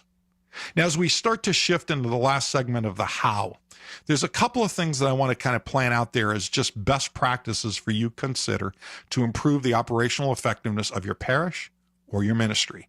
And when we look at how we recruit members within our teams, take a parish council, for example, it's oftentimes very helpful to have people that have these different levels of skill sets, right? So you should have people that have administrative and operational skills. You need people with communications or marketing or public relations skills. You need people with entrepreneurial skills that can help you think creatively and outside the box. We obviously need those with financial skills, whether it's accounting, tax, banking, investing, and fundraising. And then we regrettably need some lawyers and some people with legal skills. And today's society, we definitely need people with technological skills.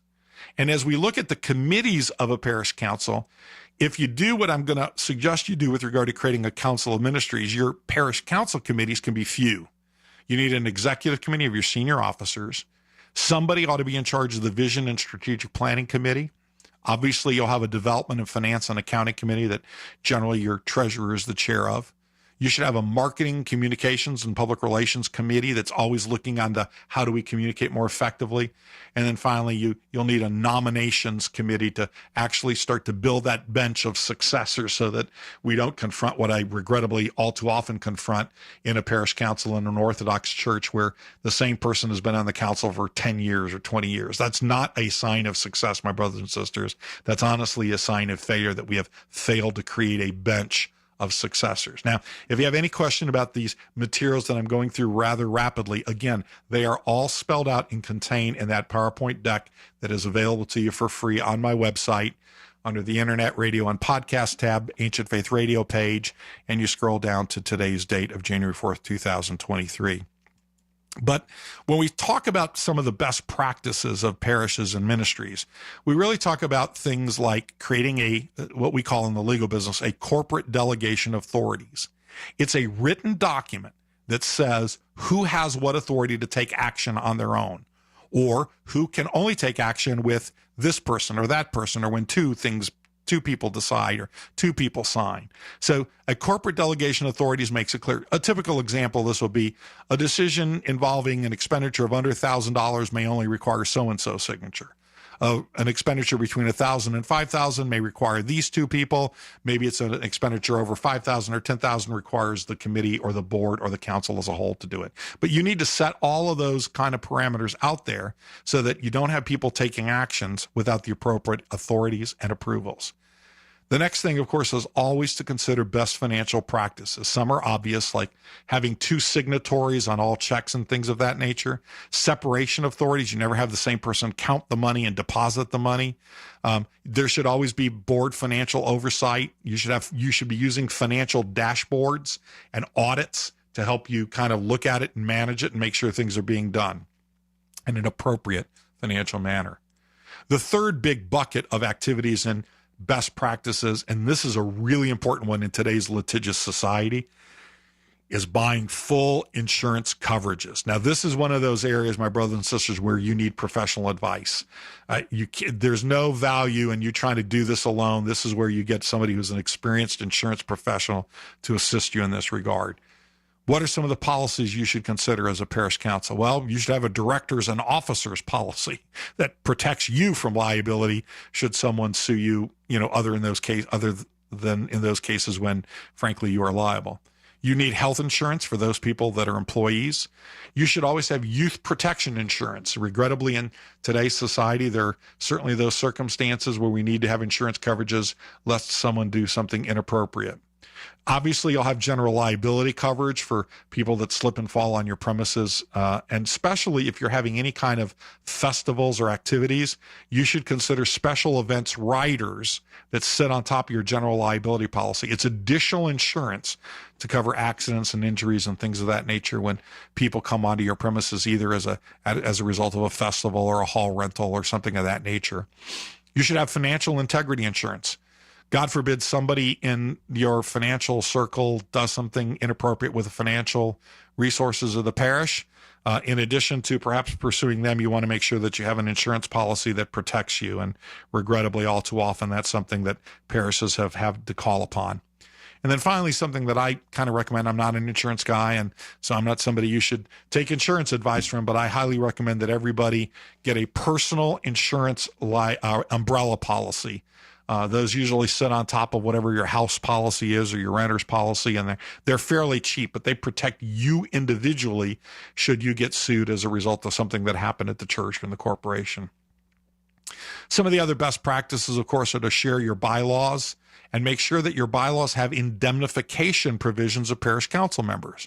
Virtually, I think every state in the union has a provision that allows a corporation to indemnify, which means kind of reimburse the expenses of somebody who's been sued, if you're a board member or something of that nature, from liability. And so that indemnification is there as a backstop to the insurance. Obviously, you have directors and officers insurance and maybe other general liability policies, but even in the absence of that, there should be a commitment from the church or the ministry to indemnify you to cover your expenses should you be sued inappropriately. And then, of course, there's other things like conflicts of interest policies that we've mentioned, background checks for everybody. In today's society, I think everybody in leadership, everybody that has any responsibility with regard to youth must go through full background checks. I think that's just an essential requirement. And then it's always helpful to have operational manuals for every activity within the parish so that as you succeed in your job and pass it on to somebody else, they're not reinventing the wheel. Now, in the website presentation, or the presentation I have on my website, I actually have a recommended financial dashboard that I recommend you use. It comes right from the financial stewardship analysis. We've been doing that for over 20 years with many hundreds of parishes. It's really the 6 pieces of data that you really need to manage from a financial stewardship perspective. But you can look at that dashboard as just one example of many other dashboards. But as we start to think about parish councils, what I really want to challenge you to think about is ensuring that every parish council member has a job, a defined job. Now, for some, it's easy. The president, the vice presidents, the treasurer, the secretary, they generally have job descriptions that are spelled out either in your bylaws or your regulations. And there'll be some board members, some parish council members that are chairing board level committees like the strategic planning committee or the nominating committee. But all of the rest of the parish council members should be a ministry liaison under a council of ministries model. Now, what do I mean by a council of ministries model? And again, there's slides in the deck that explain this in greater detail. But a council of ministries model says that every major parish activity is run by a ministry that has co-chairs. I always recommend co-chairs so that if somebody gets hurt or injured or sick or job transfer, whatever the case may be, the ministry work continues forward. And every ministry should have its own why and vision that's consistent with the parish's why and vision. Now, it's just focused on what its ministry is doing, but that should be very clear from the why and from the vision perspective. And it should have its own budget that will allow it to achieve its why and vision. And ultimately, it should have a parish council member that is a liaison to that ministry.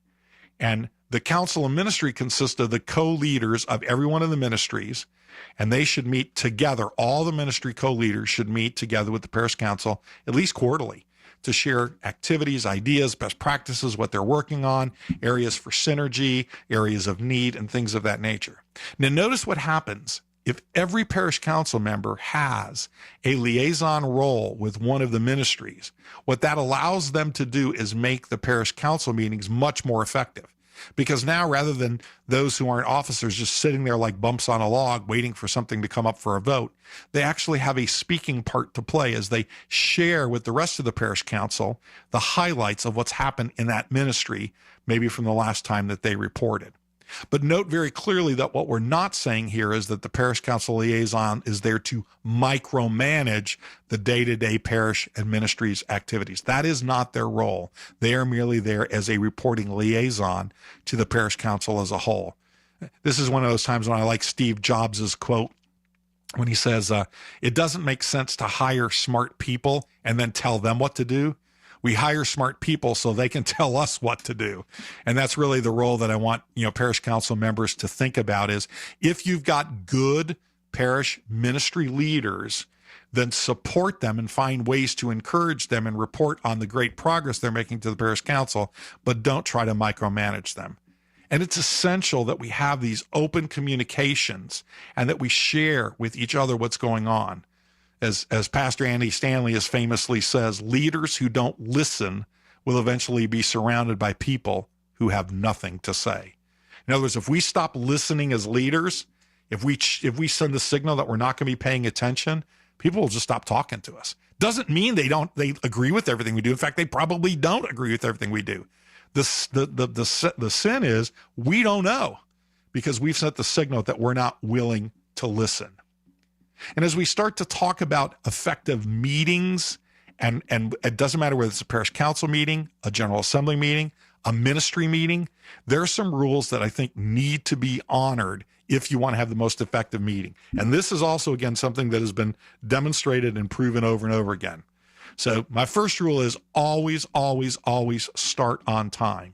Now, every Orthodox ethnic group has their version of Greek time or Ukrainian time or, Egyptian time or whatever the case may be, which we jokingly allows us to think we can come in late. And I'm telling you, you show the greatest disrespect for your colleagues when you show up late and expect them to be waiting for you. So I'm adamant that you always begin on time. And when you do that often enough, people will realize, hey, I better be there early if so I don't miss it. Number 2, send out all the things they need to review in advance, at least 3 days in advance. Don't be rolling out financial statements or minutes or dashboards or other reports as the meeting's beginning because they have no time to look at it. Send it to them at least 3 days in advance. Let them look at it. And then the only thing you have to deal with is if they have any questions, right? You don't have to go over it all. They've had an opportunity to look at it. My third aspect is to have rules of engagement. And I propose in the materials that I have there 15 rules of engagement that I think every parish council or every ministry should embrace.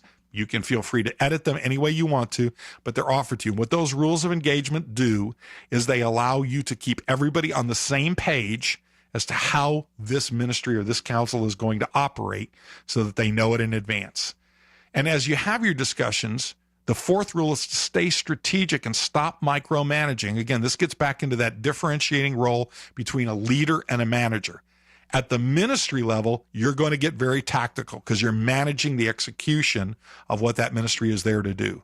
But at the parish council level or the diocese council level or at the archdiocese council level, your job is to be strategic, not to micromanage the tactics. And then finally, I cannot stress strongly enough the importance of managing everything and making all decisions by consensus, not by majority rule where half the people walk out of the room, ticked off because they didn't get what they wanted and they don't go along with it, but to keep talking through things until you get things done. And when we talk about consensus, that's what we mean. We mean seeking the common mind through a respectful dialogue. In other words, it may not be a decision that was your first choice, but it's definitely something you can live with, right? And we reach consensus after everyone agrees that the discussion has been full and fair and everyone can finally live with that decision. Now, finally, I want to give you what I consider to be an ideal 10-step meeting agenda for a parish council or ministry or board, right? And this is, all in the church context, but it's easily adaptable to other boards. Again, this is slide 93 in the PowerPoint deck that's up on the website, available to you for free forever. Step number 1, always begin with an opening prayer and a clergy reflection. This is where the proestamino, the head priest, has the opportunity to share a message of whatever they choose. They should usually be some theological component to it, but it may be their report of what's going on or their observations. But we begin in prayer, and we begin by letting our chair, our leader, have the first say. The second element is to review again and again and again at every meeting the parish's why, vision, and key strategic plan achievements. This is where the board is serving as a board and managing the vision, which is what their principal responsibility is. The third item is a president's report. Only the major items, not I got a letter today, I attended church. No. We don't care about the details. If there's something major and you've got something to say, Madam President, then by all means, please say it. If not, we go to step number 4, the treasurer. Now here, the treasurer should not give a detailed report of every financial statement. You've had it for 3 days. You've had a chance to look at it. All the treasurer needs to do is go over whatever financial dashboard there is of the key elements. And again, if you're not familiar with the phrase dashboard, it's only the key things that you have to measure. I provided an example in the materials, but you feel free to create your own financial dashboard. So that's all the treasurer is covering, is the key elements, and anything that needs attention should be short. Number 5, and this is really key. This is where the parish council ministries can share updates on the key ministries for which they are liaison. Notice what we've done. We've taken our parish council meetings or diocesan council meetings from unproductive repetitions of written documents that have already been circulated that have nothing to do with the vision and the mission, and really converted this meeting to one that's really focused critically on what are we doing in our ministries to achieve the vision, fulfill our mission, and live our why. The 7th item on the agenda is if there's any unfinished old business that requires attention. And the 8th business is to identify any action items that need to be taken for the next meeting, and then identify who's responsible. And the last 2 things that I recommend, again, you don't have to do any of these things, but I will tell you this will be the most effective meetings you'll start to have if you do this, is what I call a good of the parish period. This is where parish council members or the priest can share short commentaries, not long stories, but short commentaries of something beautiful that they saw happen in the parish, or something that happened as a result of something the parish did.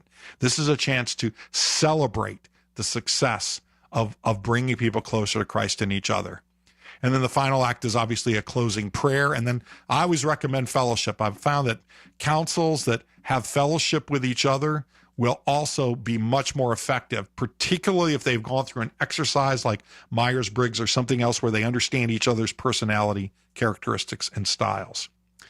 So in the end of the presentation deck, I actually have some suggested reading items for those that are interested. The 5 books that I recommend the most for parish leadership, for parish leaders, it doesn't matter what role you're in, is a book that I've talked a lot about before, Growing an Engaged Church by L. Winsman, W-I-N-S-E-M-A-N. And he summarizes 70 years of Gallup data on how to grow the most engaged church. Again, these titles and actually pictures of the book are in the presentation deck on page 97. I'm a big believer in the book that I've cited from a lot in this presentation on Jim Kouzis's and Barry Posner's book, The Leadership Challenge.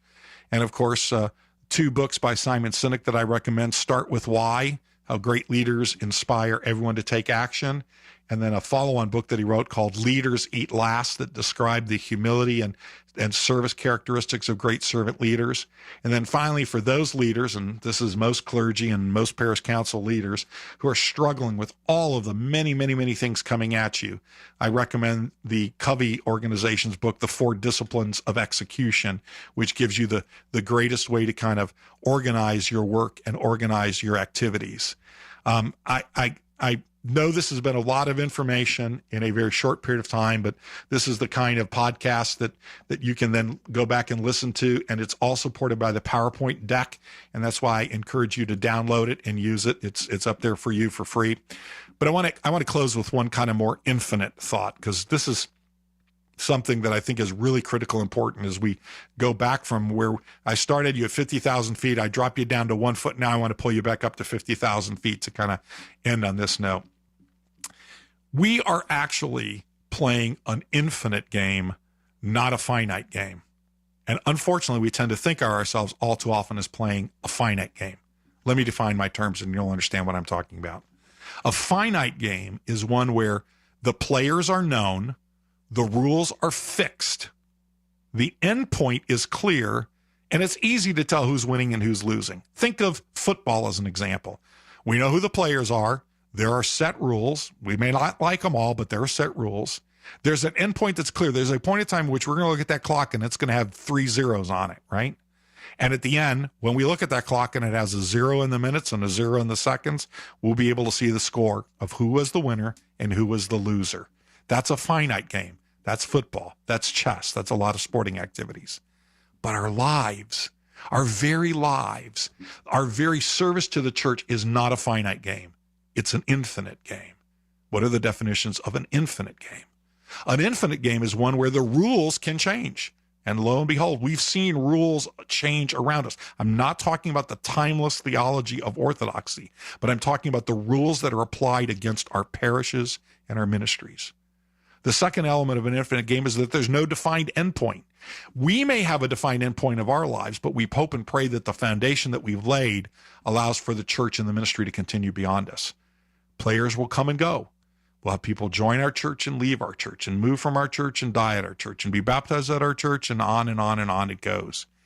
There aren't any really winners and losers. There's only ahead or behind. Are we ahead of where we wanted to be in the vision that we set of where we want to be in the next 2 to 3 years? Or do we have to make time up? And we can't make time, but we have to make up for the time that we've lost, right? And this is kind of the journey of life. So as we go back to that challenge that I laid out for you in 2 Corinthians 5:10, that knowledge that one day you will stand before your Creator, your Lord and Savior, Jesus Christ. And he's going to ask you to account for your life. And that a lot of things hang in the balance of that decision. But this is part and parcel of the infinite game that we are playing. To put it another way, when we look at your history, God has existed since, quote, the beginning, end quote.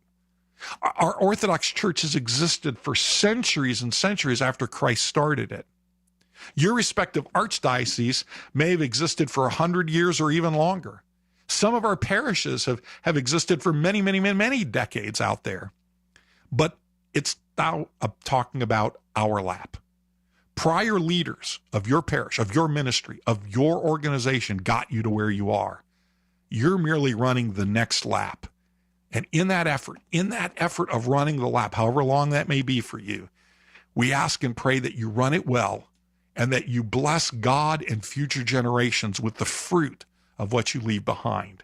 In focus is always 2 Timothy chapter 4, verses 6 through 7. So that you could say, quote, the time of my departure is at hand. I fought the good fight. I finished the race. I have kept the faith. And so I leave you reflecting on, what do you plan on doing under your watch during this cycle when you're the proestamino of your parish or on the parish council of your church or running a ministry in your church? What do you plan to do under your watch? What is the why that you're living and fulfilling, and what is the why of the organization you're fulfilling? There's an old Greek proverb that talks about that a society grows great when old men and women plant trees in whose shade they will never sit. My brothers and sisters, we are sitting in the shade of many senior citizens, some of whom have gone to the kingdom eternal, who planted the seeds of the foundation of our parishes and our ministries. And now it's our turn to do the same thing, not for our greater glory, and maybe not even for a benefit we will ever see. And the ancient Chinese had a proverb that also captured that by saying that the best time to plant a tree was 20 years ago, but the second best time is today. See, my brothers and sisters, I can't do anything about my misspent youth, nor can you do anything about yours. But what we can do is decide intentionally to be the kind of leaders that Christ that God, that the Holy Spirit, that everyone has called us and prepared us to be. And what do we do as leaders? We manage the future and we manage the change that's needed to meet that future, not in the theology, but in the way we operate and interact with the world around us. Leading Pastor Rick Warren to famously say that leaders of a church will either be risk takers or church caretakers who eventually become its undertaker. In other words, if we're not changing the operational aspects, not the theological aspects, to adapt to the needs of the faithful, then we will be burying our church. Those of you that lived through the COVID period saw how quickly and important it was, how critical it was to migrate from a worship environment in which we were all sharing the common meal of our Lord and Savior's body and blood together to one where we could only share it through technology. This is part of the change that we have to face. But ultimately, at the end of the day, what we're called to do is turn a page. And there's a saying that I use here to just kind of hopefully inspire you to think about this. And this can apply to you in your own life as well as in your parish life. There comes a day when you realize that turning the page is the best feeling in the world, because you realize there's so much more to the book than the page you're stuck on. There's so much more to the book of your life than the page that you're stuck on. There's so much more to the book of your parish or your ministry than the page you're stuck on. And a good leader will turn that page, will have the boldness and courage that's spoken of in Acts 4:29, where the prayer is read, "Now, Lord, look on their threats and grant to your servants that with all boldness they may speak your word." And in so doing, as we're admonished in Luke 10:1, we are called to be disciples of our Lord and Savior, Jesus Christ. My brothers and sisters, so much more that can and probably should have been said about leadership. And as long as this program was, it barely scratched the surface of all the elements that exist, that are out there, all the great resources that are out there, all the stuff I'm studying in my Doctorate of Strategic Leadership program at Regent, everything out there. I just encourage you to start to grasp this and understand that you were called, not by me, not by your prostamen, not by your hierarch, but you were called by no less than God himself, and put you in that position of leadership in your parish or in your ministry. And that's how important this is, and that you take it with that same degree of seriousness. But as I wrap up today, I always want to do a big shout out of thanks to Matushka Trudy Richter, who is not only my show producer, but is running the great Ancient Faith Radio ministry now in her new position. So we congratulate Matushka Trudy for that great promotion. And Lord knows she does an amazing job trying to keep me and some of the rest of the folks in line. I'll be back in a month for the Stewardship Calling First Wednesday program on February 1st, 2023. Now, this one's going to be pre-recorded because actually Matushka Trudy and I are going to be at the Assembly of Bishops meeting live, but this one's going to be a really, really important one. We're going to be speaking about culture within a parish, how to assess it and how to improve it. Now, I'm not talking about your ethnic culture. I'm speaking that the way the entity, your parish, your organization, your ministry looks and feels to those both inside it and outside it, and those observing from the outside. And what are the organization's values, and how does it live them, and how does an organization operate as a group? Because culture is sometimes defined as the accumulated shared learning of a group. And it performs various external and internal management functions which are shared with everybody. And it's the culture that actually determines the direction of the parish or the ministry and who joins you. And so it really is all about driving behaviors. And that's why we want to spend the next program talking a little bit about culture. And there's actually a way you can even assess it in your parish. We'll get into a cultural assessment tool that you can use if you're interested. If you find any of these Stewardship Calling First Wednesday or Fifth Sunday programs helpful or informative, please tell your friends and tune in live. And remember that every one of these is not only broadcast live here on Ancient Faith Radio and YouTube and Facebook, it's also recorded and issued as a podcast a day or two afterwards. So you can always find these programs either by going to Ancient Faith Radio and go to the live call-in section, find Stewardship Calling, and look for the date of the program you want, or you can go to my website, stewardshipcalling.com, and go over to the Internet Radio Podcast tab, the Ancient Faith Radio pages, and then just scroll down to the date again. Today's date is January 4th, 2023.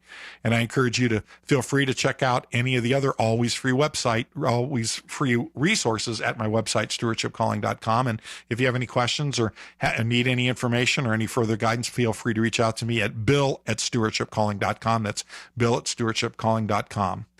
As I do, and as I end always, and as I covered earlier with the great words attributed to Mark Twain, that two of the most important days of your life are first, the day you were born, and second, the day you figure out why. And if you're not already living your stewardship calling, your why, I hope that you begin prayerfully discerning your why and stewardship calling, and then start living the most extraordinary second part of your life. And I thank you for listening. God bless you. And as always, I pray that you SOTPAETJ, which stands for stay on the path, capital T, capital P, and enjoy the journey.